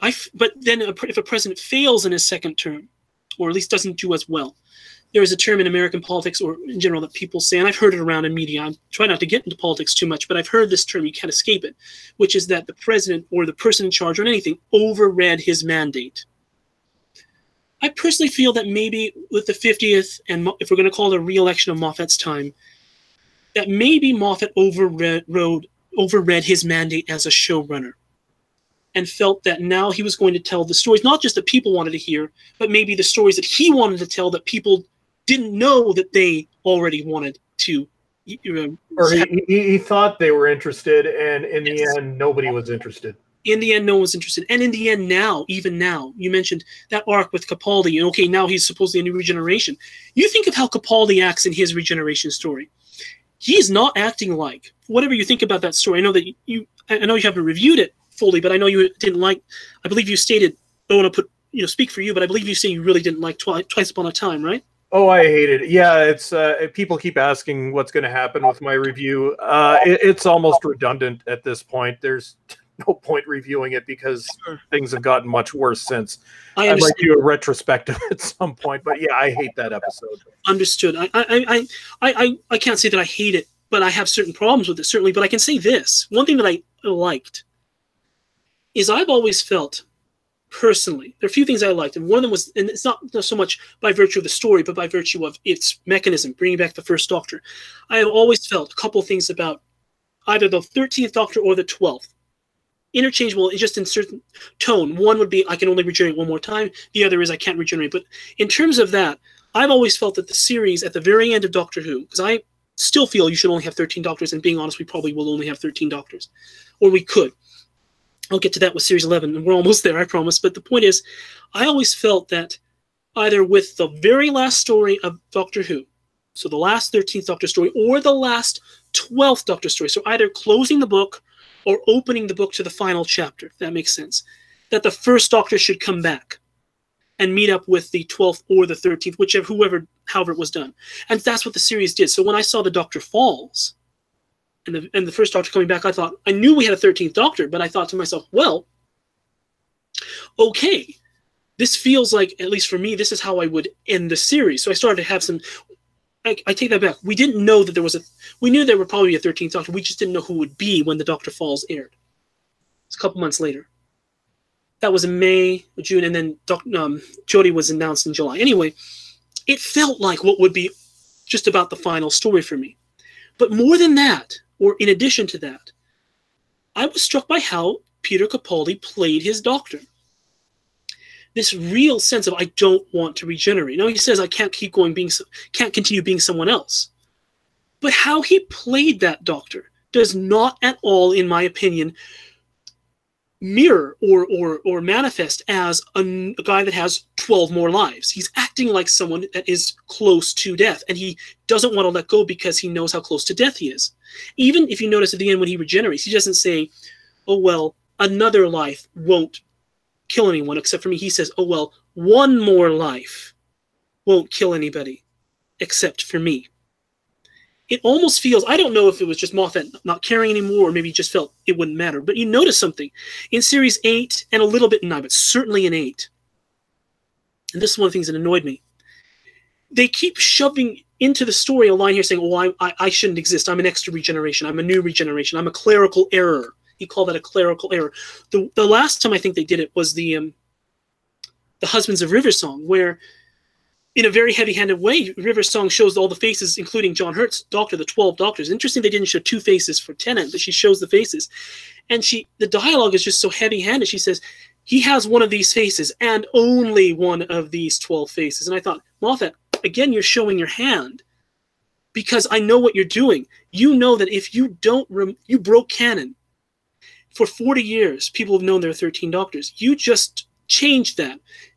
Again, in a way that's, in my opinion, not innovative, because all he didn't get rid of the regeneration cycle, he just gave him another one. It wasn't even, and I don't like the idea, if I may say, with the Time of the Doctor needing the Time Lords to survive. I didn't like that. I wanted the Doctor to survive on his own, not the Time Lords with pixie dust gifting him a new cycle. Like, here, you belong to us now. I didn't like that. Or if they did that, I wanted it to lead to a storyline, but it didn't. But anyway, there were all these heavy-handed moments. Like I felt that Moffat kept having to remind fandom, see what I did. Remember, I've changed things. I did this. Isn't it wonderful? But I knew he was doing it because if he didn't, people would forget because people didn't like it overall. I think that was when Moffat, in a way, lost some control. But I liked at least that the 12th Doctor was acting like someone that was... at the end, maybe only one regeneration. That's how I see it. I've done, whenever I have something in Doctor Who that I don't really like, I do a retro continuity. So, for example, Time of the Doctor. I still think the Doctor can regenerate 2 more times. It's just that the time crack radiation is inhibiting it, and he's just saying it. That's not the reason why, but that's what makes sense to me. That's the best way I can salvage an incomprehensible story arc or story moment. If that makes any sense? Yep. Great. Well, get to Series 11 now. Take it back to Death in Heaven, because I will always say this. Where I was with the series in Series 8, we're coming off of Time of the Doctor. I actually didn't watch Time of the Doctor until the day before Deep Breath Air because I really fundamentally didn't like what had happened. Then we get Series 8. I liked individual styles, and then Missy comes along, and then when they changed the gender of the Master to a female, I was not, taken off foot a little, flat-footed a little bit because I thought, well, why? Oh, he was... This was testing the waters. It was testing the waters. And I felt that at the time, not immediately, but I thought, okay, if you look at the history of the Master, I will say this because I might as well, I do it every... For me, the Master goes back not to the John Pertwee era, but to the Patrick Troughton era. I think that the War Chief from the War Games is the Master. And I think most people, if they haven't read the books or the comics, where they barely talk about that anyway. But I've heard when the Doctor Who was on Twitch being shown old episodes, that people watching that story, if they know about the Master from, the new series, or maybe the classic series, watching the War Chief, many people are saying, oh, that must be the Master. Because he looks like him, he acts like him, he has the same motivations, and he has the same dynamic with the Doctor. So if you want a Master story in Patrick Troughton's era, it's the War Games, for me. And I think for a lot of people, the War Chief is the Master. Edward Brayshaw is the first Master for me, although I think Roger Delgado is the first actor to play him officially, but even so, the War Chief is the Master. But I say that because even how Edward Brayshaw's Master, I'm going to call him the Master, treats Zoe in that story. He's very rough with the women. Roger Delgado is very rough with the women. Geoffrey Beevers in Keeper of Traken is manipulating women. Anthony Ainley, how he treats women throughout the JNT era. Eric Roberts. Even the audio's Alex McQueen, but also Derek Jacobi killing Chantho and such. And Lucy Saxon with John Sim. Beats her, his wife, he beats her all the time. I just felt that I saw no reason why the Master would, and there's even the implied idea that he can regenerate, he controls generations from Utopia, why he would become a woman. And so I felt, well, we get a storyline explain that. Well, we didn't in Series 8, we did in Series 9, but what you said is true. They were testing the waters. I thought to myself, once Missy came along, I wasn't against Missy, but I came to the conclusion that the 13th Doctor even then is going to be a woman, because I see that's the only reason why we have a female Master. But I thought I'd give Missy a chance. Again, just briefly, we talked so much about this. What they did with the Brigadier in Death in Heaven just added to this. It did more than break my heart. It destroyed me. It almost destroyed my enjoyment of the series, so that I thought, if I relate to my grandfather, the character, it would be, my grandfather is dead. It would be as if someone dug up his corpse, ripped off his flesh, broke him apart, put him in a cyber suit, and I'm as a fan, and then it's the Brigadier, and then he stays that way. He remains a ghost in the machine, and I, as a fan who likens him to my grandfather, is supposed to enjoy that. I'm supposed to think, oh, wonderful, the Brigadier's undead. I just found it creepy. It was more than creepy. They have the budget, or what they could have done. This was where it wasn't just, oh, well, I wouldn't have done that, but it's okay. So no, that's something that shouldn't have happened. That was where I was with Doctor Who. Not so much with Missy, but certainly that moment. They could have easily had another actor dressed in a tweed jacket, maybe an older man, with a flat cap, maybe firing a weapon at Missy, and you see him from a distance. Is it the Brigadier? Is it not? It would have left it to and is he alive? That would have left us to imagine. Instead, we get a Cyberman. And he stays that way, and he has only two options. He either remains a ghost in the machine, or he kills himself. That, I was very upset going forward at that point. And I started to feel like the series was going in a direction that, as a fan and its past, I didn't want to follow, but I stuck with it. Leading to Series 11 with Missy, it kind of culminates with Missy, ultimately, which is, at least they gave her an arc in Series 10, somewhat explaining her existence. But it seemed to boil down to gender. Some people were thinking the reason why you had a female master was because of John Sims' the events of the end of time. So people felt, oh, well, that's his redemption moment. And maybe he's becoming a better person. In the interim, he's not so dark of a character anymore. And they reintroduced John Sim in the Dr. Falls, or World Enough in Time, Series 10 ending. Had they given us a John Sim master that was a conflicted master, maybe not so much against the Doctor, maybe thinking, maybe I will work with you, and this whole time loop thing, my indecision will lead to Missy's decision to help you. Instead, we got a master who was business as usual. Irredeemably evil, not listening to a word of good the Doctor's saying. And they strongly implied that the reason is listening to the Doctor is because she's a woman. Even amongst some of my friends that liked Missy, and I had no huge trouble with Missy, I just didn't think that she was a natural outgrowth of the character, because again, Missy's not trying to kill the Doctor. I felt they fundamentally changed the character, and then by Series 9 I felt she wasn't a threat really anymore, when she should be the ultimate threat in the series. When that happened, even some of my friends that really enjoyed Missy felt that was a mishandling of, perhaps just an injustice, or at least a mishandling of the character, because it was being reduced to that. At that point, I definitely thought the Doctor would be a woman just because of the dialogue. But we get to Series 11, finally here. I'm left now, after watching that whole series. It's been a natural outgrowth, sadly, of maybe decreasing enthusiasm based on where the choices of the series have been going. And it maybe in a good way, maybe that's a good thing, in that it's not simply, oh, the Doctor's a woman now, I can't enjoy this series. No, I have, with my knowledge of the whole series, I've been charting some of the ethical, moral, ethos choices of where the series has been for the last half decade or so, maybe a little more, maybe a decade. And slowly it's been going in a way that I felt, okay, maybe it's not as enjoyable, or I don't know why they're doing these more outrageous character motivations. We get to Series 11. And now what we get is a very... I always expected that the 13th Doctor would be a woman. Well, yeah, we'd seen it coming for years. We'd seen it come for years, and even before we saw it coming, I thought to myself, they should make the 13th Doctor different in some way. I thought that maybe he would be now played by a black actor or a woman. That was one of my two not choices, but thoughts. He might be a black. And there's nothing wrong with that. It's the way it's implemented. I don't care what race, I don't care what gender the Doctor is. I've been saying for a year and a half, my problem was with the ideology that was introduced. And then when we saw the series, the fact that this was mixed with the 11 worst episodes we've ever seen in the 55-year history of the show. Well, it feels, I agree. And the same thing with me. In fact, same with me in that I expected it. I should also say that in a way, at some level, I wanted it.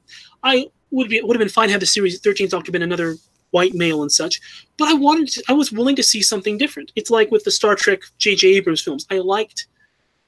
I was willing. I felt it needed a new direction when the J.J. Abrams films came out. I haven't seen Star Trek Discovery. I know you've talked about that a lot. I can't speak to that. It needs work. Yes, I understand. But I can't speak to it personally because I haven't seen it. But I can speak to what I thought about those films, the J.J. Abrams films, and I felt that it mishandled it. Same thing, in my opinion, with the Star Wars sequels. Those are perhaps things for a longer conversation. But going into Series 11, I should mention this. I had as a template, and I was worried because I was worried by one big thing with Doctor Who coming into Series 11. In part, how some of the fans were reacting to it, maybe saying, "Oh, this is terrible." Well, they hadn't seen it yet. But what worried me even more was how the employees and the production team was reacting to the backlash, which was, "We don't want you around. Who cares what you think? # good riddance." Yep. If you treat your fan base as portions of your fan base as disposable, almost to the point where, well, I was just tolerating you but all this time. Now, because you don't like this, well, who cares? Good riddance. You don't say good riddance to someone, in my opinion, that you like, and then suddenly they do something you disagree, and, oh, get rid of good riddance. You say good riddance to someone, in my opinion, usually in the real world, your friends, or if you know them, you've been tolerating for a while, and you've wanted to say goodbye. Maybe that's not the case or the intention with them, but it felt that way. When you start to give off the image that you are fine disposing of large portions of your fan base, you are going to fracture your fan base, and they may take with them people that might and maybe still enjoy the ideas that you're going to put forth or the style that you're going to do, but they're going to leave because they might not want to be around such a toxicity of temperament. So I was worried about that, and I was worried, being very honest, about these big changes, and if they didn't handle them well. This is before Series 11 aired. I was worried that if they didn't handle a massive change well, that they could go the route of the J.J. Abrams Star Trek films, which were break from continuity, still part of the canon, but an alternate mirror universe, whatever you want to call it. Break from the continuity. People enjoy it at first, but because, and this happened, and I noticed this even then, there was a sense of obligation to like it. If you don't like it, it wasn't as strong as now. But there was at the time a sense of you're not a true Star Trek fan if you don't like this film. There was some elements of it. Even something that Leonard Nimoy said, he was tongue-in-cheek, but he was on Saturday Night Live.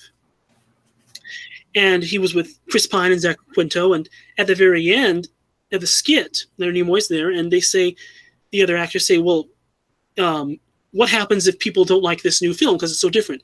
And then Nimoy starts to say, well, I would say that is, and then Quinto says, well, let me guess, illogical? And he says, no, and then he uses kind of a vulgar term. I don't want to say it. But, saying they're stupid.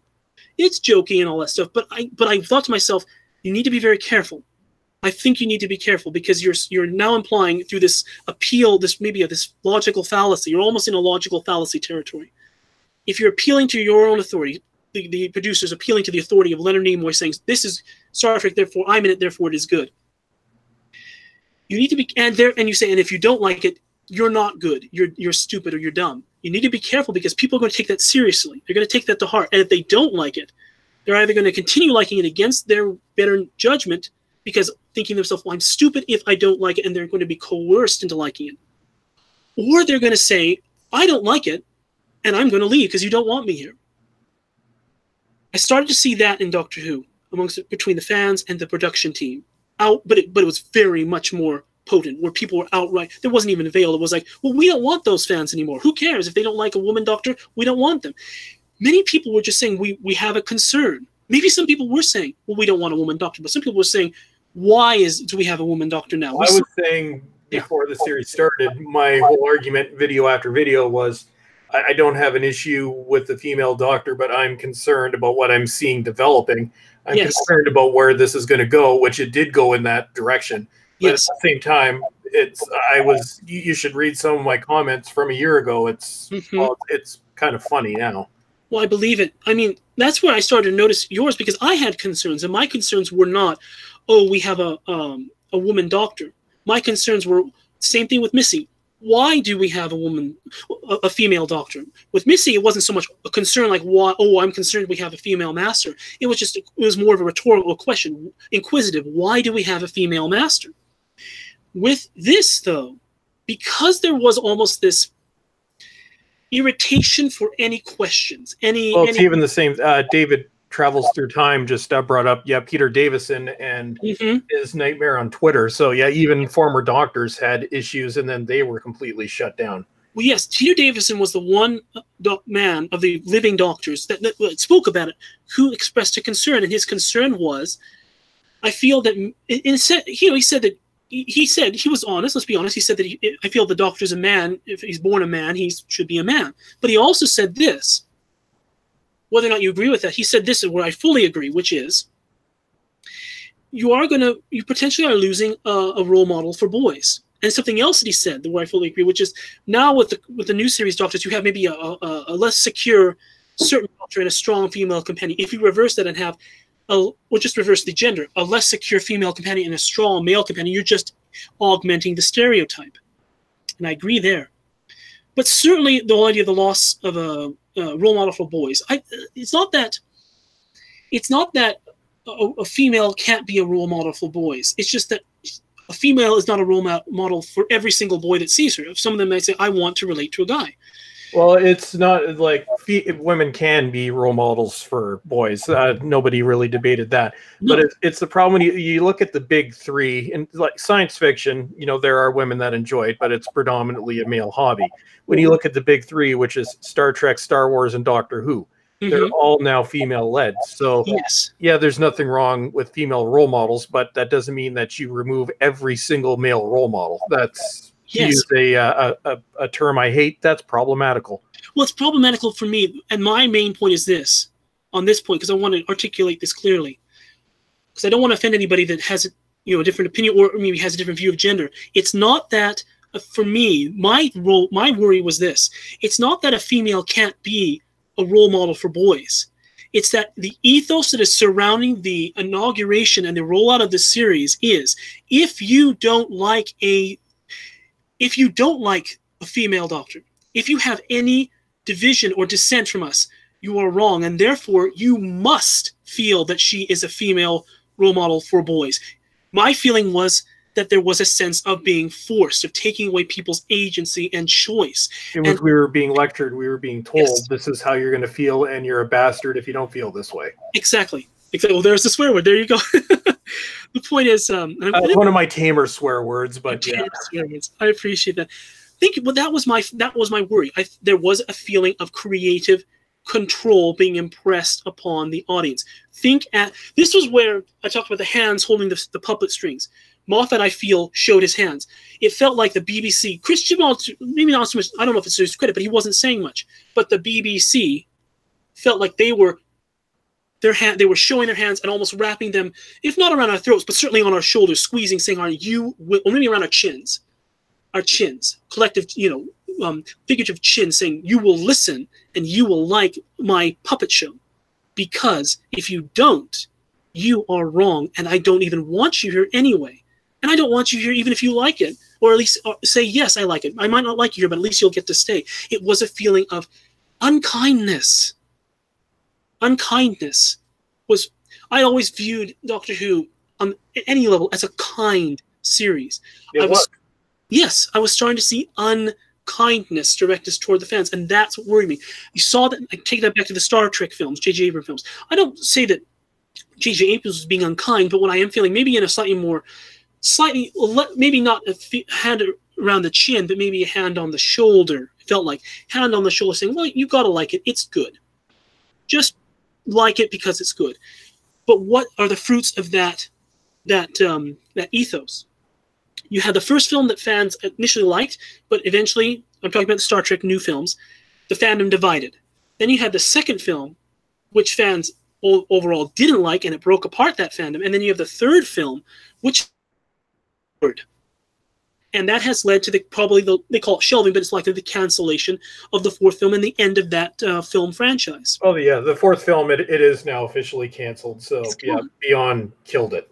And if you talk also about Star Wars, we can't quite see where the end is. But the same thing has happened. But it's the same pattern. Force Awakens divides the fandom. Some people like it, but a lot of people don't. The Last Jedi destroys the fandom. Overall, a lot of people don't like it. And it has drained the energy and the enthusiasm for Episode 9. Solo at least was made, and at least it was a... whether you liked it or not, I think it was definitely... I see no reason why the Solo film should not have made $1 billion, or at least... The Solo film, my view on it is, it's an average run-of-the-mill science fiction movie, but yes, there's no reason... it's not up to the level of early Star Wars, but there's no reason it should have bombed.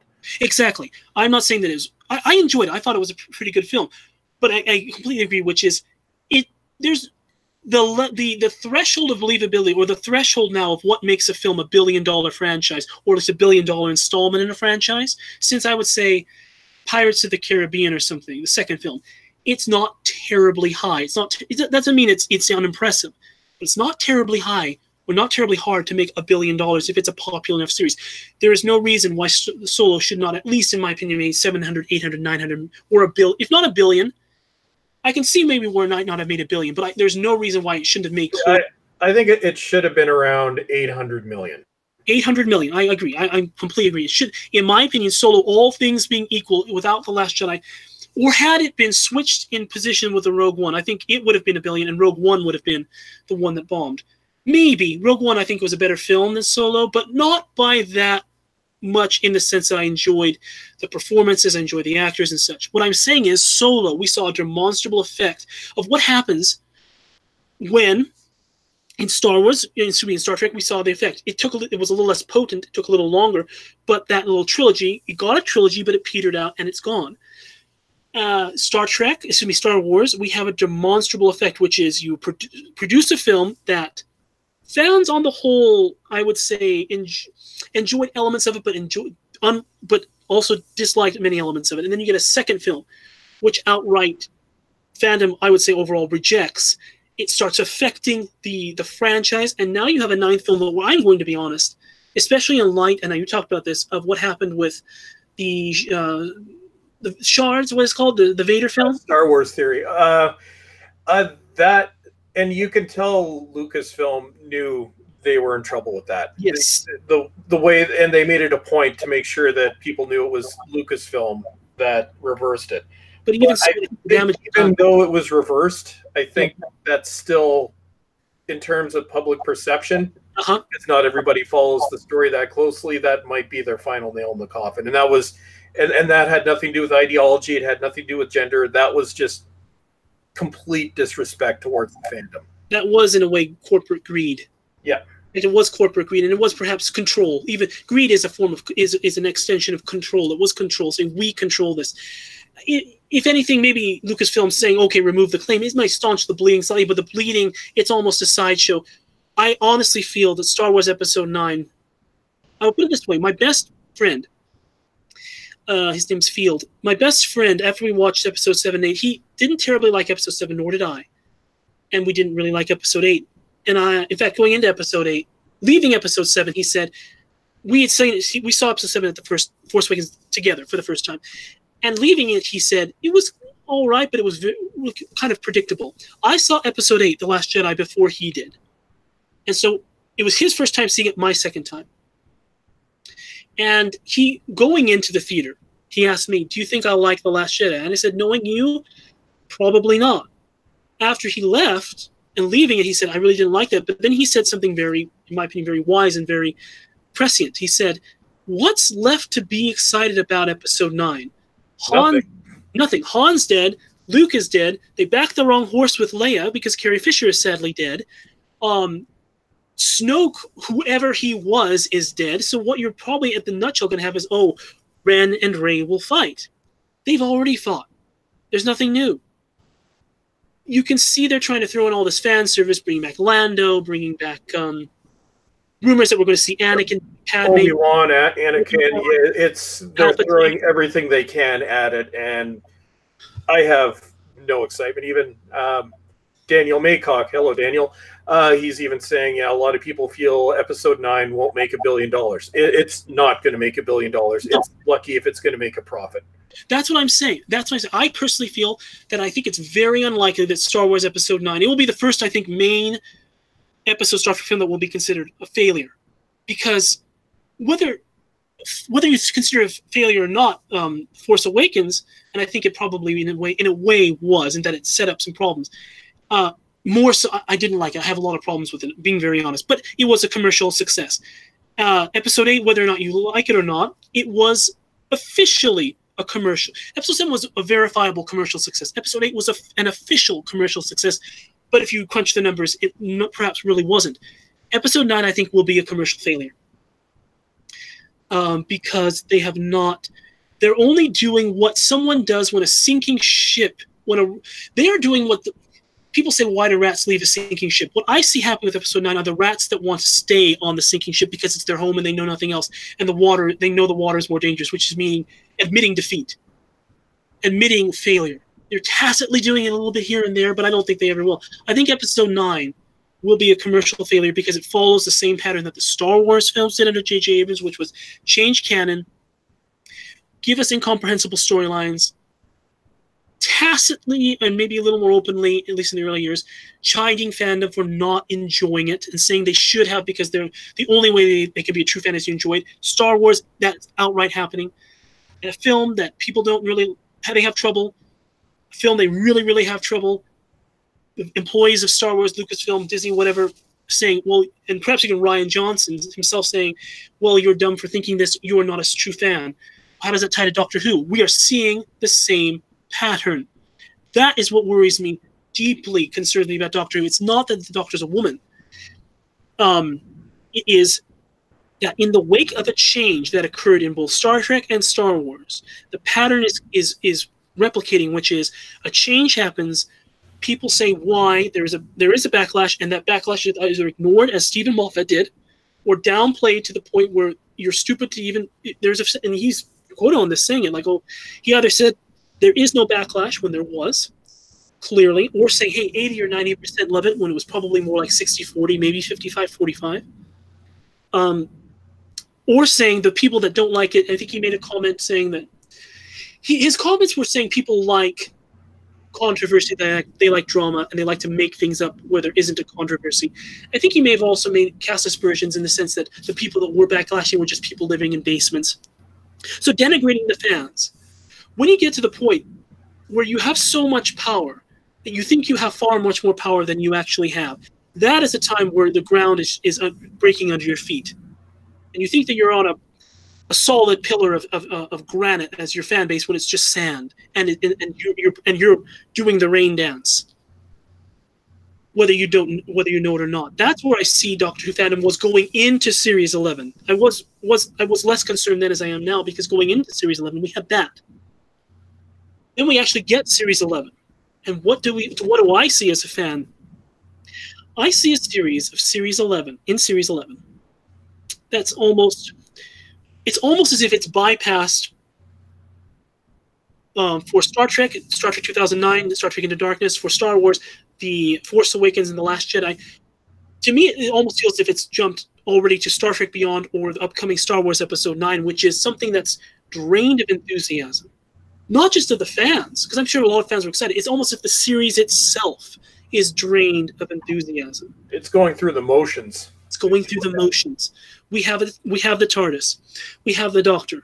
It's almost, I know that there was a sense of the Doctor's a female, and I wasn't pleased at all when Missy in Series 10, the ultimate upshot of her arc was, because she's a female, she has empathy, therefore she has the chance to be good. The Master is a male. They never said the Master is a male is evil, but the Master as a male, because he is irredeemably evil, but they pretty much outright say, so at the least strongly imply, Missy as a female, because she is a female with empathy, can change, but the Master as a male can't. I didn't like that. But I was at a level of concern there. It shot up to a much higher point, because with the Doctor as a female, I wasn't looking for stories where they would say, oh, she's a female now, and because of this, she's different. I liked it that they were saying, she was saying, no joke. Last night I was watching a 1987 interview with Terry Nation. If anyone doesn't know, Terry Nation was the creator of the Daleks. And it was my first time ever seeing it. I just found it online on YouTube, and I was struck by how much he actually looks like Nicholas Courtney, and how nice he seemed like Nicholas Courtney. But he said something very interesting. He wrote Blake 7. He didn't create Doctor Who, but he practically did, in the sense that he created the vehicle that brought it to eventual worldwide stardom, the Daleks. He also created the Survivor series, which has been revived by Big Finish, and he also created Blake 7. He said something very interesting in response to a comment, which was, how did you have many strong female characters in your story.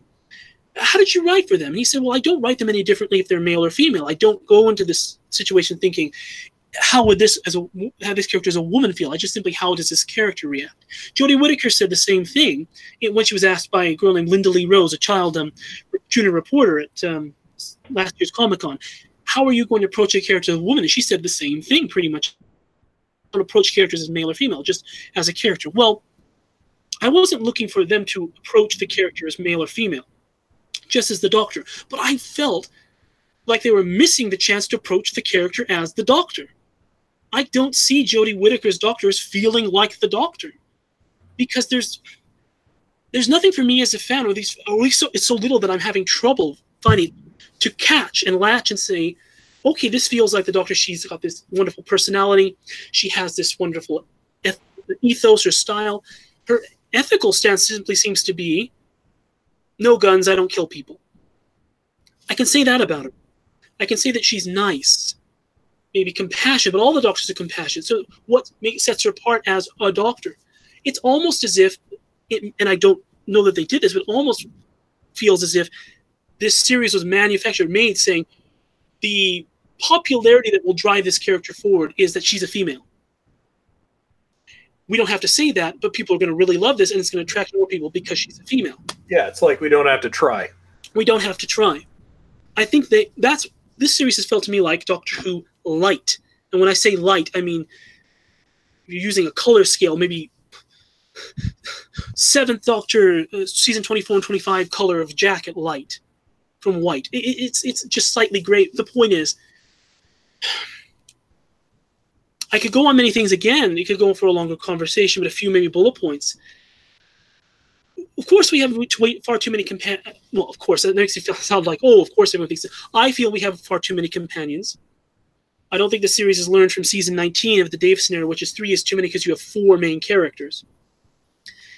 But even with 3 companions and 11 episodes with this TARDIS group, I can't really point to each companion beyond maybe a characteristic that's not their personality, but a non-personality characteristic. Well, who is Graham? He's a bus driver and his wife died, but what's he like? What's his family like? Or who is he like? I can't really say that. He might have some slight jokes, and I want to make it clear, I'm like most people, I feel that Bradley Walsh is probably the best thing, or at least one of the best things of this series, is acting. His acting is good. But the character's personality of Graham, I can't really point to who is Graham O'Brien. I can't really point to who is Ryan Sinclair. He has dyspraxia, but that's not his personality. Again, a good actor, but he's not being given a personality to develop. I can say nothing almost about Yaz. I think Mandip Gill is being outright wasted in the role, because even in the episode that featured her, she doesn't even need to be there. She doesn't need to be there. Even the episode, Demons of the Punjab, where I thought to myself after halfway through the series, we haven't seen much of her. Arachnids in the UK, we saw her family, but they were kind of there, and it didn't develop. In fact, it almost made it a negative because she was, in my opinion, unnecessarily sullen or snarky with her father. But Demons of the Punjab, I thought, well, finally, this is a chance where she will do something. She will get involved. She didn't need to be in her own family story. She was just there. Even at the end of the episode, when her grandmother asks her, would you like to know my story now? Yaz says, no, that's okay. It's your story. She didn't change at all. There has been no... If you remove Demons of the Punjab from Series 11 in the terms of Yaz's character arc, number one, you're reminded there is no character arc. No, she's just there. But you also realize, I don't need to see this episode because she's just there too. So Yaz, I think, and Mandip Gill are being wasted. I think that's a function of too many companions. But it's also an extension of what I see overall. The Witch Doctor calling the TARDIS group a flat team structure. There's a flat structure of character development that there isn't very little. And there's none for the Doctor. In fact, I think there's none for the Doctor. So I think I don't know who the characters are. I don't understand why they're traveling with the Doctor, partly because they're just there. So they're saying to us, going through the motions, you said. Usually, a Doctor Who companion joins for a couple of reasons. One, maybe they run into the TARDIS console, the TARDIS like Tegan or Dodo or Martha did a little bit, well, not exactly, but they either run into the TARDIS and by happenstance, and then they join, maybe because they have left, or the Doctor wants them to, meets them, they have an adventure, the Doctor says, would you like to come? Or just outright asks them, or they're traveling with the Doctor already. The point is, there's a reason why. And one key element of it is, you have to be sold as the audience that the companion, in my opinion, will give up whatever life they have, but usually it's not necessarily a comfortable life, but it's a safer life than traveling with the Doctor. They have to give up relative safety to want to embrace a dangerous life that can kill them and sometimes does kill them, Adric and such. But they think that that is a better alternative. It's like I talked about rats leaving a sinking ship. Their ship is not, their life is a ship. It's not sinking, but there's water out there. The water is dangerous water. It's the Doctor's life, but the water is more enjoyable than the ship, their own life. I can't really say why, with the exception maybe of Graham, why the characters in season 11 feel that life with the Doctor is any better. Yaz just feels her job is unfulfilling, but she's a teenager. It's probably her first job, practically, possibly first day on the job. Wouldn't you think that if that's an empowerment to her, she might say, I want to stay here, and this is my job, it's my life, I'm just starting. It says like, oh, well, I don't really care about that. Doctor, you're amazing. Ryan, similar, he might say, well, he actually said, I don't really want to go back to my own job. Well, who does? Who wants to go back to their day job? But what does the Doctor offer that's more important than just simply, oh, well, I don't want it. I don't want my normal life. And Graham, at least Graham, I think I understand, he doesn't want to face the pain of losing Grace so much, but I'm not sure if that strengthens him as a character. But at least it's an understanding. And that partly is not just because of the companions, but also because the 13th Doctor has today, in my opinion, from day one to now, not done anything that is so dazzling and astounding and amazing that you want to leave the Earth and see what more she can do. Even the closest thing I could think is in episode 1 where she makes that flying leap across the cranes. You don't even see her make the leap. You see their reactions. But the way it's filmed, she jumps, starts to jump, and then the next time you see her, she's already hanging. We don't get to see it. And we as an audience, I think that could have been a wonderful moment to see who is this Doctor. Can she do this amazing feat? But sure she can, but take it for granted she can, going through the motions. So that was a big part of it, is that the series has felt light. It has felt like it's going through the motions. Terry Nation said something when he was asked in that interview I mentioned. What makes, and I think he's a very good source of, if we're going to call him the authority, because he was there at the very beginning. He gave the series, in my opinion, it's obviously not just my opinion, its first big villain. Of course he did. Someone asked him back then, what makes Doctor Who such a good character? And he said, three things. I'm trying to remember them. I think he said that it has to be fun, and the character has to be larger than life. It has to be fun. You have to have grand sweeping adventures, and you also have to have great, strong villains, because only by having strong villains do you magnify the stature of your hero. I think it's pretty manifestly clear this series has not had any great villains. The ethos was humanity is the villain, so usually if there's an alien, oh, it's misunderstood, the real monster is the human. But that feels like it's taking to a wide audience, as a series-wide ethos. What happened in Series 5 of Patrick Troughton's era, which was, you had the Monster series. You've heard of that, right? I'm sure you have. Yeah. It was the Monster series because every story had a heavy-hitting monster in it. Cybermen, Ice Warriors, Yeti. And the seaweed monster appeared from the deep. Not a heavy-hitting monster, but so well done, I think, that it's still stands out even today. It's never returned anywhere. But then there's that one story, Enemy of the World, which is a human villain, played by Patrick Troughton. Very well done. Wonderful performance.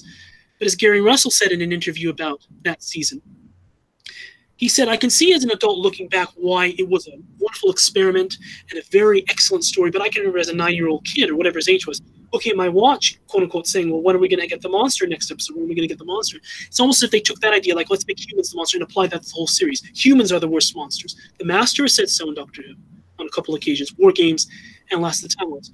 Human race, greatest enemy of them all, or man is the most vicious species of all. It's almost like they said, well, let's run with that. The problem is, in my opinion, it gets boring because we know that already. Tell us something we don't know. Or if you want to tell us that, or something about ourselves that we don't know, tell us that in the form of an analogy, of a monster. Then we might look at ourselves and say, oh my goodness, I might need to change about myself. If you just say, this human's bad, I say, well, I know that already. There was no risk. So this series felt like there was no risk to it, no risk taken. So weaker, no character development, no risk in using monsters. Heavy-handed stories, of course.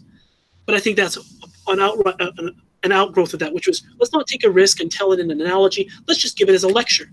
Humans are bad. You need to be better. I get that, but you're showing your hand again. And it's starting to get very, very annoying because it's no longer a puppet show. This is, it's a lecture. You're pounding your own pulpit. We don't want this. That's not what the show's supposed to be about. Exactly. And finally, I suppose, let me touch on this. It's the Doctor. I'm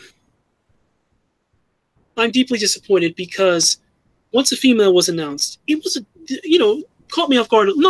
Didn't catch me off guard because once Missy came along, I thought, okay, we're going to get a 13th Doctor. But of course, once the announcement happens, you're still a little surprised and you think, oh, okay, it's actually happening. When Jodie Whittaker was announced, I didn't know much about her. I'd seen her I'd seen Broadchurch a little, and so I was aware of who she was, and so I thought, excuse me, okay, I've seen her act, and she seems very good. I'm seeing her in interviews, and she seems, regardless of what you think of some of her comments, she seems like a fun personality, fun person, or at least she seems like you could have a fun time with. When we get the new series, we actually get the Doctor, and I wish I could go, as I have, maybe perhaps in too much detail, but I wish I could go into detail about her Doctor and what is not working. But it's the problem. I can't. Because I think as a Doctor, she is a motion-going Doctor. I think she's presented, and we are being taking it for granted, even in episode 1, when she's stating, I don't remember who I am, but I know one thing. When people ask me for help, I never refuse. So it's just, there's no character development. We're just taken to that point, which is we're one step away from her being the Doctor. It's just simply, she's not saying I'm the Doctor, but she knows who she is already. So it's not like, who am I? What am I discovering? Even David Tennant, in those few minutes he was able to convey in the Christmas Invasion, who was he in that sword fighting? What kind of man is he? Jodie Whittaker's Doctor already knows who she is. I'm the Doctor. She just hasn't said the word. Then she does. And even when she says it, it's not like Paul McGann saying, it's probably one of the best examples from the telefilm, the Grace story, where he exclaims it. And what does he say beforehand where you know he's discovering who he is? He says, do you remember anything? She says to him, he says, I remember my father were lying back in the grass. It's a warm Gallifreyan night. Gallifreyan, that must be where I'm from. And then he says, what else do you remember? A meteor shower. The sky above was blazing with lights. Purple, green, brilliant, yellow. Yes. And then he says, these shoes, they fit perfectly. You don't get that with Jodie. What you get is, by the way, I'm the Doctor. Even the way she said it, I'm not faulting her performance. In that, I think she is bad. What I'm faulting in the performance is that there is no discovery. It is simply, I'm the Doctor. She's lacking all the nuance. There's no nuance. This is a flat character. The Doctor, in my opinion, with a first female Doctor, that in my opinion should have been this one. It could have been remarkable. It could have been revolution. It could have been like seeing, as if you were seeing that Gallifreyan night sky, all those brilliant, beautiful colors. Instead, it is gray, like her coat, or whatever color it is, or like white, off-white. It is just, I'm the Doctor. Yes, she's there. She has a little, believe it or not, perhaps my favorite moment of her might be in the opening moments of Kerblam, when she sees the Kerblam man and she starts acting very crazy. It might be silly, it might be kooky, but at least it's this moment of, oh, it's the Kerblam man. And even there, people have talked about her accent. I tend to ignore the accents a little bit more because I've watched so much British television that even amongst my family, I can, and I'm fairly good with, I can't necessarily make the accents, but I'm very good with languages, and I can understand what people are saying. So the accent, it's not so much that bothers me, but her accent was very cute there. I will say that, the way she said it. But the point is that was a moment, and it was gone. And then most of the rest of the time, she's just kind of wanders into the room, acting as if, not acting like, okay, I'm here to take charge of people resisting her. For the most part, people just say, oh yeah, this is the Doctor. Okay, she's in charge. But she's not doing anything that feels like she's in charge. She's just talking. And when she enters a room, usually, I feel that this, well, always, the focus should go to Jodie, or the focus should go to the Doctor. Instead, it feels still like, oh, she's in the room now, but hey, we already expected that. It's like nothing's being earned, or nothing's being, and there's no gravitas to that. It's just, oh, the Doctor's here. Well, who's the Doctor in a way. I feel as a fan like I'm still asking who's the Doctor, and I certainly am still asking, well, what's her character like. But that, in a way, it's harder to even go beyond that and say, well, there's this or that, because I would just give repetitive information. I can't latch to this character because she's flat. What should have been, in my opinion, perhaps the fullest, most fundamentally Doctor-ish Doctor is flat for me. It's not her gender. In certain ways, I think it's not even the performance. It's the presentation. It's the production ethos that is, oh, she's the Doctor. Take it. She's the Doctor. Just whatever. It's not even, oh, she's the Doctor whether you like it or not. It's just, she's the Doctor. And that's it. And I can't connect to it now. Because when you have that, stories without monsters, stories that are being very heavy-handed, where the point where you almost feel where you at times feel very annoyed, and a series that feels like it's riding its own coattails of 55 years of history and saying, we will be successful because we are, and if you don't think so, we don't want you anyway. And on that note, actively campaigning against, or at least rejecting any fan that says, I don't like this, or I might not like this, and saying, well, you're not a true fan. That is the recipe, more than the recipe. That's the meal that's the recipe for your last meal. And it's a very bitter one. It's a very bitter recipe. And that's why I'm very concerned, because, and you brought up the ratings, and others have. First time the ratings have just steadily declined, even in Series 10 or the later the Capaldi years, which I really actually still, despite what I said about Stephen Moffat and some of his choices, I very much overall enjoy the Moffat era. I have a little issue with certainly Time Doctors and other things, but I enjoy everything in Doctor Who that really pretty much has come up to this point. Maybe an idea, for example, I didn't really like Series 3 Rose, which is the 10th Doctor pining after Rose and always wanting her. I didn't like that. I didn't like the idea of, oh, she won the Doctor's heart. And I thought to myself, why? If anyone, it should have been Romana or maybe Sarah Jane. Why is Rose the one he's the one pining after? Therefore, I have my own retcon, which is, I think that Rose is the moment. And that she was his last element of Gallifrey, that we never saw what happens to the moment in Day of the Doctor. I like to think, however you see it, I won't go on a tangent, but just to explain, I like to think that however it happens for the Ninth Doctor, the moment escapes with him, and whether he does it or not, it ends up in history, and it starts into history, and it becomes Rose. So that's why the Ninth Doctor finds Rose, because he's trying to find his last memory of home. That's the one thing that makes sense to me in terms of explaining a very out-of-character moment for the 10th Doctor. But the point is, there's not much of a retcon I can do here to make the 13th Doctor better, this era better. I can do retcons. I know the whole series. I can work with things. Yeah, even just, you don't have enough to work with in the first place. It's just the basic elements aren't there. Exactly. Even let's say the Guardians from Doctor Who. I don't really know where they fit into cosmology, but I have enough information to retcon it that I think that they're Time Lords from the Dark Times. I like to think that the Guardians are Time Lords, ancient Time Lords, contemporaries of Rassilon, his first High Council. That's just, the point is, even with that little information, there's very little information about the Guardians of the original series, I can retcon something that makes sense. I think they're Time Lords. In fact, that's what they are. Because the Celestial Toymaker was meant to be a Time Lord. The point is, and he's a Guardian too, the point is, I don't have anything to work with here to retcon it to make it more exciting, more engaging, more connecting, because it's flat. It's just presented to us that this is it. You will enjoy it. And we've been given almost a mandate. Give it directions. You're going to enjoy this or else. Yeah, we've been given directions and a mandate, almost an ultimatum. Enjoy this or else. Enjoy this. Love it as much as you love everything else, or you're not a fan, and good riddance.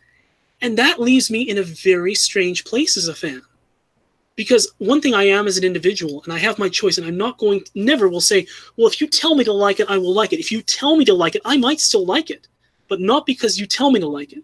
And if I don't like it, and my option, from your perspective, let's say general production team is, if you don't like it, goodbye, where does that leave me? And it leaves me, well, I'll ask you this. Where does that leave you at this point as a fan?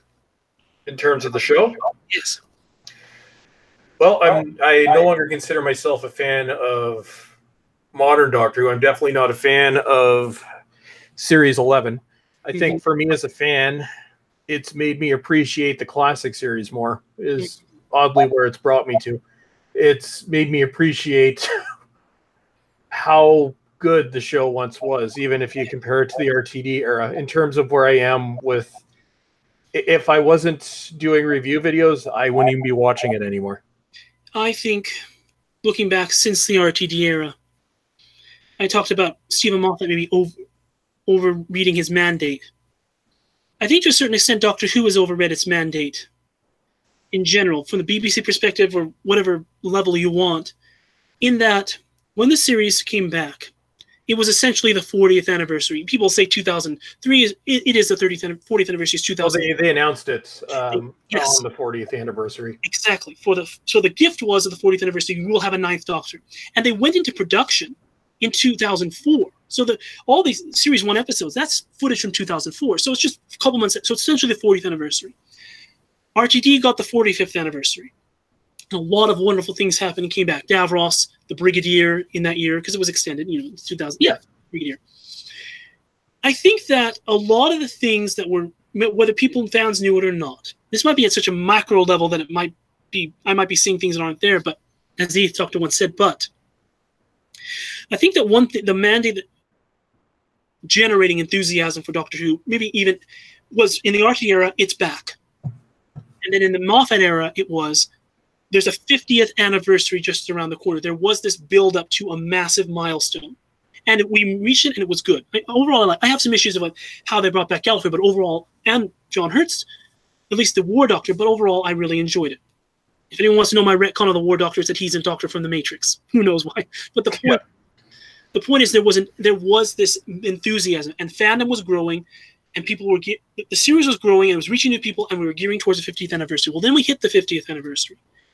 And in a way, for I think maybe collectively, my personal opinion is, because this drop-off of enthusiasm has been existing before Jodie Whittaker's time. It existed before even, I think, Peter Capaldi's time a little bit. In the sense of Matt Smith's time, it was, well, maybe it's not as good as David Tennant. But since the Capaldi era, since the 50th, I think it has been this. What is there to, like with Episode 9 of Star Wars, what is there to look forward to now? We've passed the milestone. And then maybe it hits you. Oh, well then, maybe many fans that were around just since the David Tennant years that may have enjoyed it, but David Tennant's gone, the 50th anniversary's coming, so David Tennant was there, he's gone again. Who knows if he'll come back? I'm not saying it's all about David Tennant. What I am saying. Oh, and Kale is asking, is this live or a pre-recorded broadcast? No, Kale, you're live. This is live. Hopefully he likes that. The point, or she, I'm not sure, but the point is, once you got past that 50th, I think that in a way, Doctor Who suddenly, the collective fandom suddenly realized, well, what do we have next? And maybe I think the enthusiasm started to diminish. Well, it really, I think, started to drop off. Maybe for people that were more, and this is nothing against them, but maybe more for casual fans that were there. Maybe for David Tennant, for as sincere of a reason as for someone like myself or you or others that have been here for a long time. But their connection, like for me, being very honest, it's not like I'm immune. One of my big connections was the Brigadier. It is the Brigadier. Once he's gone, my enthusiasm starts to go. For other people, therefore, I feel their connection maybe was something like David Tennant, or maybe Matt Smith. But it's already reached a global audience by that point. So 50th passes, the Doctors that really enthused people have passed. I think Peter Capaldi still was enthusiastic for some people, but I think part of it, not just that he was more a darker Doctor or a more adult Doctor, part of us he just came at maybe quote-unquote after the fact. He came after the 50th, or right after the 50th. And so it's already reached a global audience. And it's like a wildfire, and where that wildfire first burned, it might be burning at the edges, but it's no longer burning anymore. You don't have that motivation for the 50th. And so the audience starts to shrink. But even in the Peter Capaldi years, if you really dig the numbers on the ratings, it was never a downward trend. It was maybe up, down. It was maybe not too high, but it was up, down, up, down. People were still watching. You still have your audience. I'm not sure what you can say about that now. You might have got new people, but it's been dropping.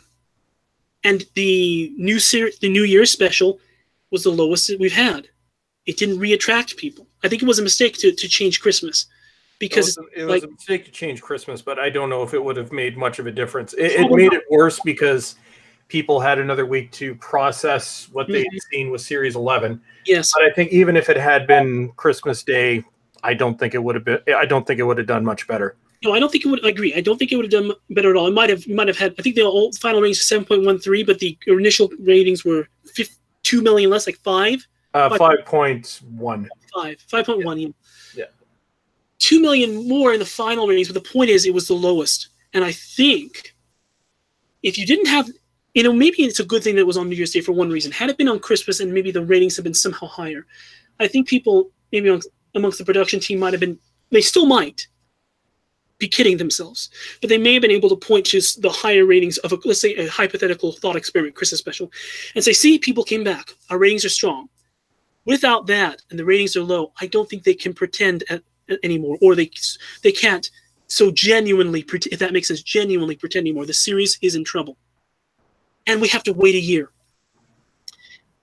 Some people have said, oh, this is like the Colin Baker years, and you may have said that, and I think that people might say, oh, it's like the 18-month hiatus. We're in 1985, 86 again. I don't think so. I think we are. Because the people were not, when season 22 ended, people were not about to walk away from the show. It was season 22 actually was one of the better John Nathan Turner seasons. Yes. People were genuinely upset because they had been doing something.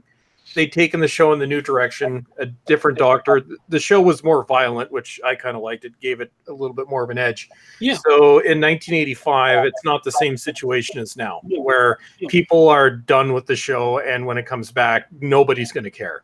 No, I agree. It's that in that time, 85, 86 and such, it was more like, again, a corporate pressure. Some of the people in charge, probably Michael Gray, maybe others, certainly Michael Gray, saying, we don't like this show anymore. Let's find a reason to get rid of it. That might be simplifying. In fact, it probably is, but it's certainly not really. It was people at the top someone at the top didn't like the show. It didn't have a fan where it needed it. But Michael Gray hated the show, and John Nathan Turner didn't want to produce the show anymore, but there was nobody to replace him, and they kept forcing him into it. Exactly. So there was no, on a series level, the people, and it's almost an inversion of now. The heart had gone out of the people running the show, but the fandom, their heart was still beating strong. I don't think we're not in 1985 anymore. I also don't think we're in 1989. I think that this is 1990.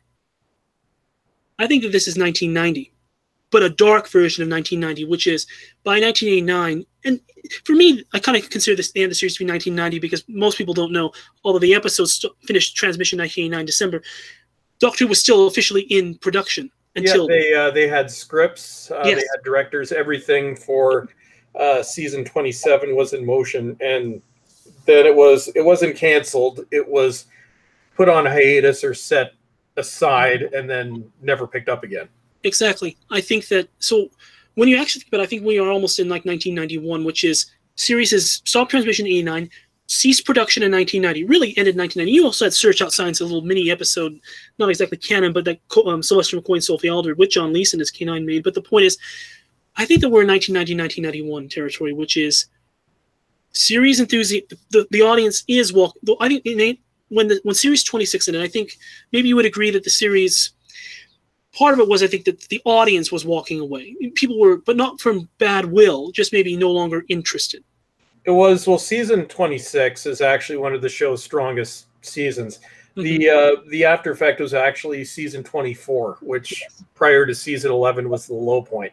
And I think season 24 and a little bit, but not so much of season 25 is why people started to walk away from the original series. So when you did have a very strong season with 26, they were gone by that point. Nobody was there to see it.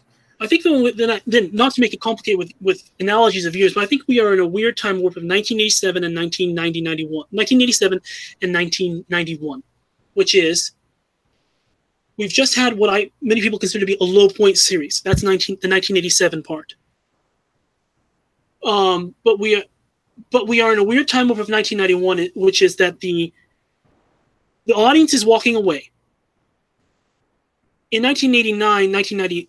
The audience started to walk away because they had the bad experience in 1987, even though it got stronger, much stronger after that. But a lot of people probably most of the audience, I think, hemorrhaged after 87, and there wasn't enough to stick around. But you also had the BBC walking away. You're in this weird inversion time warp in that we've just had a low point season. But the BBC is holding firm. They're holding firm. They're saying it's better than ever before. This is the best. you're not a fan if you don't like it. They're deluding themselves. And I, in a way, I don't blame them, because who wants to see Doctor Who end? I don't want to see it end. But they're at a point now where the series is in danger of ending because, hey, 13 Doctors. No matter what Stephen Moffat says, we've had 13 Doctors. Some people might actually be thinking, oh, there are only 13 Doctors. This is the end. Maybe I'm not liking it so much. I'll just stop because there's nothing else after that. I think that's a minority. But the point is, we are in a weird time warp where that's the case. We've had a low point series, and the fans are walking away like 1987. And I think that we're facing 1990, 1991 in that the future, I think, is very uncertain. But the difference here is the wild card is the BBC is holding firm. And they're going to say, we're going to keep going, keep the 3 companions, keep the same Doctor, rightfully so, give them a chance, perhaps, but we've already given them a chance. And I don't think the BBC is going to change their direction. I don't think they're going to give us a 3D version of what's happening with the series. I think they'll give us more monsters. If you want any predictions, you haven't asked, but I can ask you too what you think will happen in Series 12. But I think, well, there'll be more monsters, but there'll be nothing more than a side point or a plot device for whatever message the BBC wants to focus on. Because I think the messaging actually, in many ways, is directed from the BBC. Yes. Where this is what you have to cover this week, find some way of doing it, and obviously Chibnall is fully supportive of this. So if you ask me what I think Series 12 is going to be, it's going to be more of the same, but I think they're going to double down on it. Exactly. I think they will, and they will try to delude. I think they'll delude themselves in thinking that the fans like this.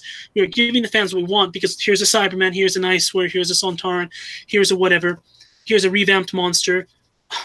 Heaven forbid they might bring back Cyberbrig. If they did that, I wouldn't watch the episode. Hey, look, here's the Brigand. No. I think there's some bitterness behind there as well. How shall I put this? Chibnall and Whittaker both strike me as somewhat egocentric, to put it mildly.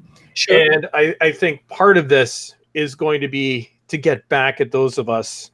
And I'm almost certain they know who I am, and probably a few others, to get back at those of us that have spoken out against it. And it's going to be, to avoid using bad terminology, it's going to be a big FU to those of us that walked away, because they are probably done after Series 12. They have no horse in this whatsoever. They can do whatever they want, and I think this is going to be them doubling down on everything. Well, I want to say that I don't want to walk away from this series because I love Doctor Who. And I want this version, this iteration to. I don't want the series to end, but I want this version to go away. But I think the only way to resolve it is for the show to go away for at least a few years. They can't go from Series 12 into, even if you have a new showrunner, even if you have a new Doctor, it's going to fail because people are still going to be irritated with what they've watched. I think 5 years minimum it has to go away for. I think it's tough for me because I wanted to succeed. And I want Jodie Whittaker to succeed. I want Chris Chibnall to succeed. But I can't just bury my head and say, oh, well, what they're doing is working. Everyone loves it. If someone like me, who has loved Doctor Who for my whole life and has enjoyed the whole series, I mean the whole series and the audios and the books and the comics and everything. Not equally in terms of episodes, but the series. Yes, I don't have a favorite Doctor, and I mean that. But if I'm at the point, someone like me who was ridiculed in school at times for I was never bullied in school, but if I ever mentioned Doctor Who when I was a little kid, I would be ridiculed. Like, what's Doctor Who? If they ever found out about it, they would say, oh, well, this looks dumb or stupid. Nothing horrible, but I remember that because I thought, no, I love it, and I want this series to be there. It was never like, oh, a horrible bully, but I remember the few times I might have gotten a little bit of ridicule. Oh yeah, no, I remember when I was in elementary school back in, well, when the show was still on the air. Mm-hmm. I wouldn't broadcast I was a Doctor Who fan just because it wasn't cool. This was also a North American context as well, so it's a little bit different than the UK context. Yes. So it's tough because I want this series to succeed. I'm not here to bash anyone, but I'm certainly not here to bash Jodie Whittaker. I think she has potential. I'm not here to bash Chris Chibnall because I think he can write, and I think because I liked Broadchurch, and I like even some of his Doctor Who episodes. I have never really watched Torchwood, but I understand he did good things with that. The point is, I think that they are good. I don't know at what level, and for me, it's not working. I don't what I mean by I know as a fan. I don't know at what level the things that are producing the things that I don't like. is happening. If it's at the BBC level, probably is. Probably happening at the corporate level. It's sort of when you can almost not blame anybody, but an ethos that is relentless and unbending at this point that I think really, that in my opinion, really must change to keep this series alive. Because otherwise, like you said, I think it brought. I think KL here has a point. He's saying he might be a good writer, but he's not a good sci-fi writer. Which I think might be a point. Like I myself, I don't mind series 1 of Broadchurch. I can't stand series 2, and I didn't even finish watching series 3. But I'm almost there with you in that I really like Broadchurch series 1. There are parts of Broadchurch series 2 I don't like. I don't like the courtroom drama stuff. I liked the back history of Alex Harding and his character with Eve Miles, so David Tennant, Eve Miles stuff. I liked that because at least it gave us more information, but portions of I didn't like. I did not like series 3. No, series 3, I got 4 episodes in, and I didn't go back. No, and that's another. I've said this already. Maybe a longer conversation why I didn't like series 3, but that was maybe his style and where he was as a writer just immediately before Doctor Who, and I think it shows. In that it's. I mean, we could even talk about Resolution, but the EastEnders feel to it, or the soap, the drama feel to it. But because that's probably, I would say that's our first taste of series 12, which is a monster. Gary Bell here is saying Chibnall, it seemed after series 2 of Broadchurch, the dude lost the plot. And there is some truth to that, because when you look at series 11, there's no way that was written by the same person that wrote the first season of Broadchurch. They're so far removed. Oh, yeah, because series 1 of Broadchurch, and again, if Chris Chibnall ever hears this, I like your stuff. I like Chris Chibnall's stuff. It's not just because my name is Chris. No, of course not. I'm being silly. But the point is, I really like Broadchurch series 1. I was riveted. And that gave me, hope, because when I heard that he was going to be the showrunner, I started watching Broadchurch, and when I watched series 1, I thought, oh, the series is going to be in great hands, because I was riveted over series 1. Series 2, it didn't worry me as much because I thought, well, a sequel's hard to do, and you've got to have the courtroom drama, and courtroom dramas tend to be there are so many of them that they tend to go in the cliche of, oh, I'm so angry, I'm going to say, I'm a smart person, but they'll touch a raw nerve, and I'll say something foolish, and the case falls apart, and the person will get, found innocent, which is what happened. But series 3, I suppose, to sum it up, it just felt, as an extension of the first 2 series, unnecessary because it had nothing to do with the first 2 series. In the sense he needed something to. He had to come up with a 3rd series, so he gave us what he gave us. I don't know how it ends, and I don't care how it ends. Well, I can see this. It just ends. It just ends, and I mean that. No spoilers. They just find out who did the. You've seen the first episodes. This woman is raped, and that's a very sad subject. But they find the person that raped her, and that's it. Seriously, there's no callback to the previous 2 series. There's no, oh, we've come full circle. It's almost like, we'll see you tomorrow, Miller. And that's it.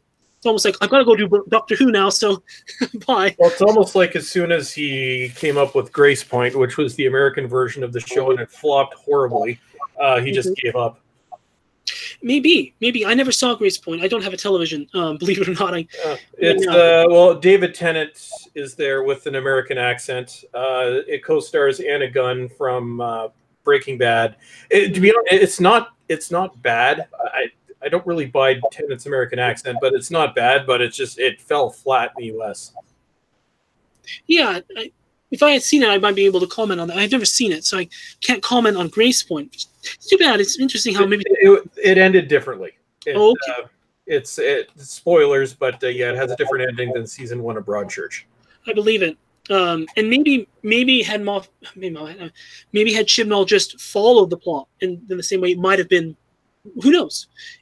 And I don't fault him in the sense that you make a choice, and I don't fault people for making choices. Where I start to have trouble is when people start saying, "Well, you don't have a choice in what you like or dislike about something. You don't have a choice about how you feel about my choices." Oh yeah, no, we all like. I like episodes that everyone hates. I like Love and Monsters. I'm probably the only person. Well, I don't say I love it, but I like it. Yeah. I like Love and Monsters. Everybody else hates it. I love the Armageddon. Yeah, and even the original series, Horns of the Nimon and Image of the Fendel, are 2 of my favorite episodes. Most people hate them. Oh yeah, I like. Well, you don't have all the episodes exist, but I like the Underwater Menace. I like. Oh, what is it? Yeah, and Underwater Menace. It's like me and Horns of the Nimons or Love and Monsters. You're probably one of the few people that like it, but you know we all like what we like. Oh yeah, I mentioned my Canadian friend Brett. He loves. That was one of the, when we first met, online. That was one of the first things that we realized is that he asked me. I asked him, "What's your favorite Doctor Who episode?" And he said, "You'll laugh. I promise you don't laugh." I said, "Oh, I won't laugh. I promise. You don't make fun." I said, "The Armageddon Factor." I said, "I love the Armageddon Factor. It's one of my favorite episodes." And we bond over the fact that we both. Oh, yeah, Armageddon Factor. I love the Android Invasion. Oh, I love. That's I've probably watched that more than any other episode in the original series. Oh, Android Invasion is wonderful. From the Gary Bell, like Shada, very underrated story. Actually, Shada is a masterpiece. And if I don't know if you've checked out the new version with the animated segments, but it's actually brilliant, well worth watching. I believe it. It's on my list to get and to see, but I haven't seen it. Benjamin Kalinikos, I hope I got your name right there, Benjamin. Yeah, Shada is brilliant.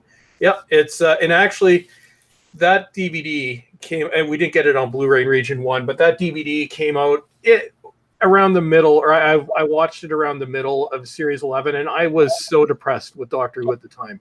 I watched that, and that's actually what reinvigorated my interest in the original series. So, well, I'm not sure how to pronounce this, but Tin Novj. Sorry, buddy. I'm trying to pronounce your name, but yeah, his friend likes Love and Monsters. Yeah, Love and Monsters is fun. I really enjoy that one too. I like the actress Shirley Henderson. She's an excellent actress. Moaning Myrtle, I think, is she from Harry Potter. Scottish actress, although not with the Scottish accent in the episode, I don't think. But yeah, she's excellent. She's a very fun little personality and a wonderful actress. And I enjoyed that, and so I enjoy Love and Monsters. I think that was also the first time you had the reference of Saxon in Doctor. Was it? No, I'm no Saxon. It comes up series premiere. Smith and Jones. You see a poster. Oh, you're right. Yeah.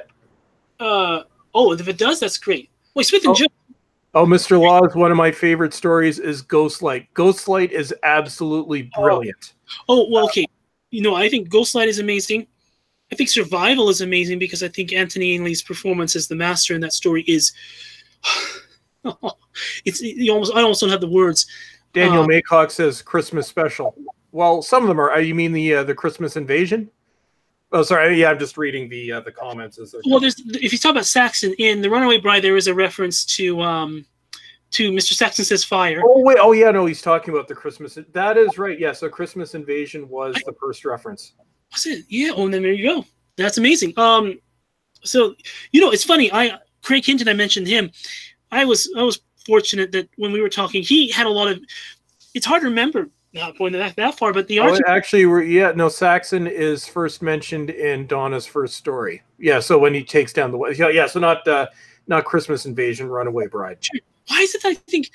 Well, I keep thinking in my mind's eye there's a newspaper that the Absorbaloff is reading in Love and Monsters has the word Saxon. Maybe I'm wrong. It could be. I don't know. Yeah, I'd have to look at it. Sure, but you'll enjoy it, so there's no trouble there. I mentioned this. What was Craig saying about I was fortunate when it comes to the Master. My Master, of course, is my favorite villain in Doctor Who. I might have been obsessed about the Valar, but the Master is my favorite villain.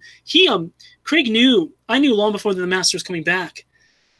People might forget how easy it was to get spoilers in the RTD era. We're almost spoiled because of that, I suppose, pun intended. But I knew that one of the last things Craig Hinton told me before his death, I asked him, when is the Master coming back? If you know, and if you can tell me. And he said Series 3, I think, and he was right. He didn't live to see the Master return, but he knew that he was coming back. So did I, back in Series 1. Oh, the Master's back. It was kind of hard knowing, okay, I've got to wait not just this series, but next series. But once Series 3 aired, or when Saxon started getting mentioned, I'm like, oh, I know who that is. It was amazing. Yeah. Although we've been going for over 3 hours, we should probably wrap it up soon. Wow. My dog is looking at me. Wow. I hope that none of it's bored you. Oh no, it's actually, and it's been great. And thank you to we actually have quite a few people here that have stuck through for the entire conversation. It's awesome, and we must do this again as well. With me, I'd love to do it. Yeah, it's like I said, this is a new thing. I'm doing it on my second channel because it's more of an experiment. But yeah, we might bring in a few people, and like I said, for us, I think Joe's gone now, and I think the other people that have asked might be gone. But yeah, anybody that's interested in participating in one of these in the future, just drop a comment in the video. Channel updates. Right after I finish this, I'm just going to finish editing my Gillette rant. That's going to be up probably in about an hour, hour and a half. Tomorrow, I'm going to aim to have my Star Trek Discovery video out that might contain some bad language. I haven't seen this week's episode of the Orville because I'm in Canada, so we actually get Discovery on regular cable. It overlapped 20 minutes into the Orville, so I'm going to watch that on demand later tonight. And the Orville, my next Orville video is scheduled for Sunday, and then we'll see what happens after that. It must have been an ordeal for you. I've heard your top comments on both those series. But, the Orville is awesome. Discovery is just, oh god, yeah. And Gillette, I think I can't remember. I think I swear in that one. Okay. But but Discovery, yeah, that's a complete that it's a catastrophe of epic proportions. I believe it. It's tough. You recommend the Orville. I probably will. What you said, there's crude humor. I have, like I said, never sworn before, and I don't really like crude humor, so I may never see the series. To be honest, it's on network television, so there isn't a lot of swearing. There is humor. I wouldn't necessarily say it's crude. Okay. It's because keep in mind it airs 9 p.m. in Canada, so it's prime time viewing. Like there are crude elements to the humor, but it's not something that it's not anywhere near as offensive as say the Family Guy might be. The humor actually is it's not the central part of the story. It's the tone. Everything is actually very similar to the Next Generation with humorous elements thrown in. Okay. Well, then I'll try to catch it. I don't have a television right now, so I watch things a little bit on Netflix. But it's not on. It came out on DVD recently, which in the US is maybe $20. But if you got a DVD drive, it's actually worth it. Okay, then I'll catch up with it, and it might be a while because I'm on a student budget and such. But I was there. I know what that's like. Oh, good. I'm about to graduate. This is my last semester in computer science. I'm looking forward to seeing. I'm at UVU, Utah Valley University. Wonderful school.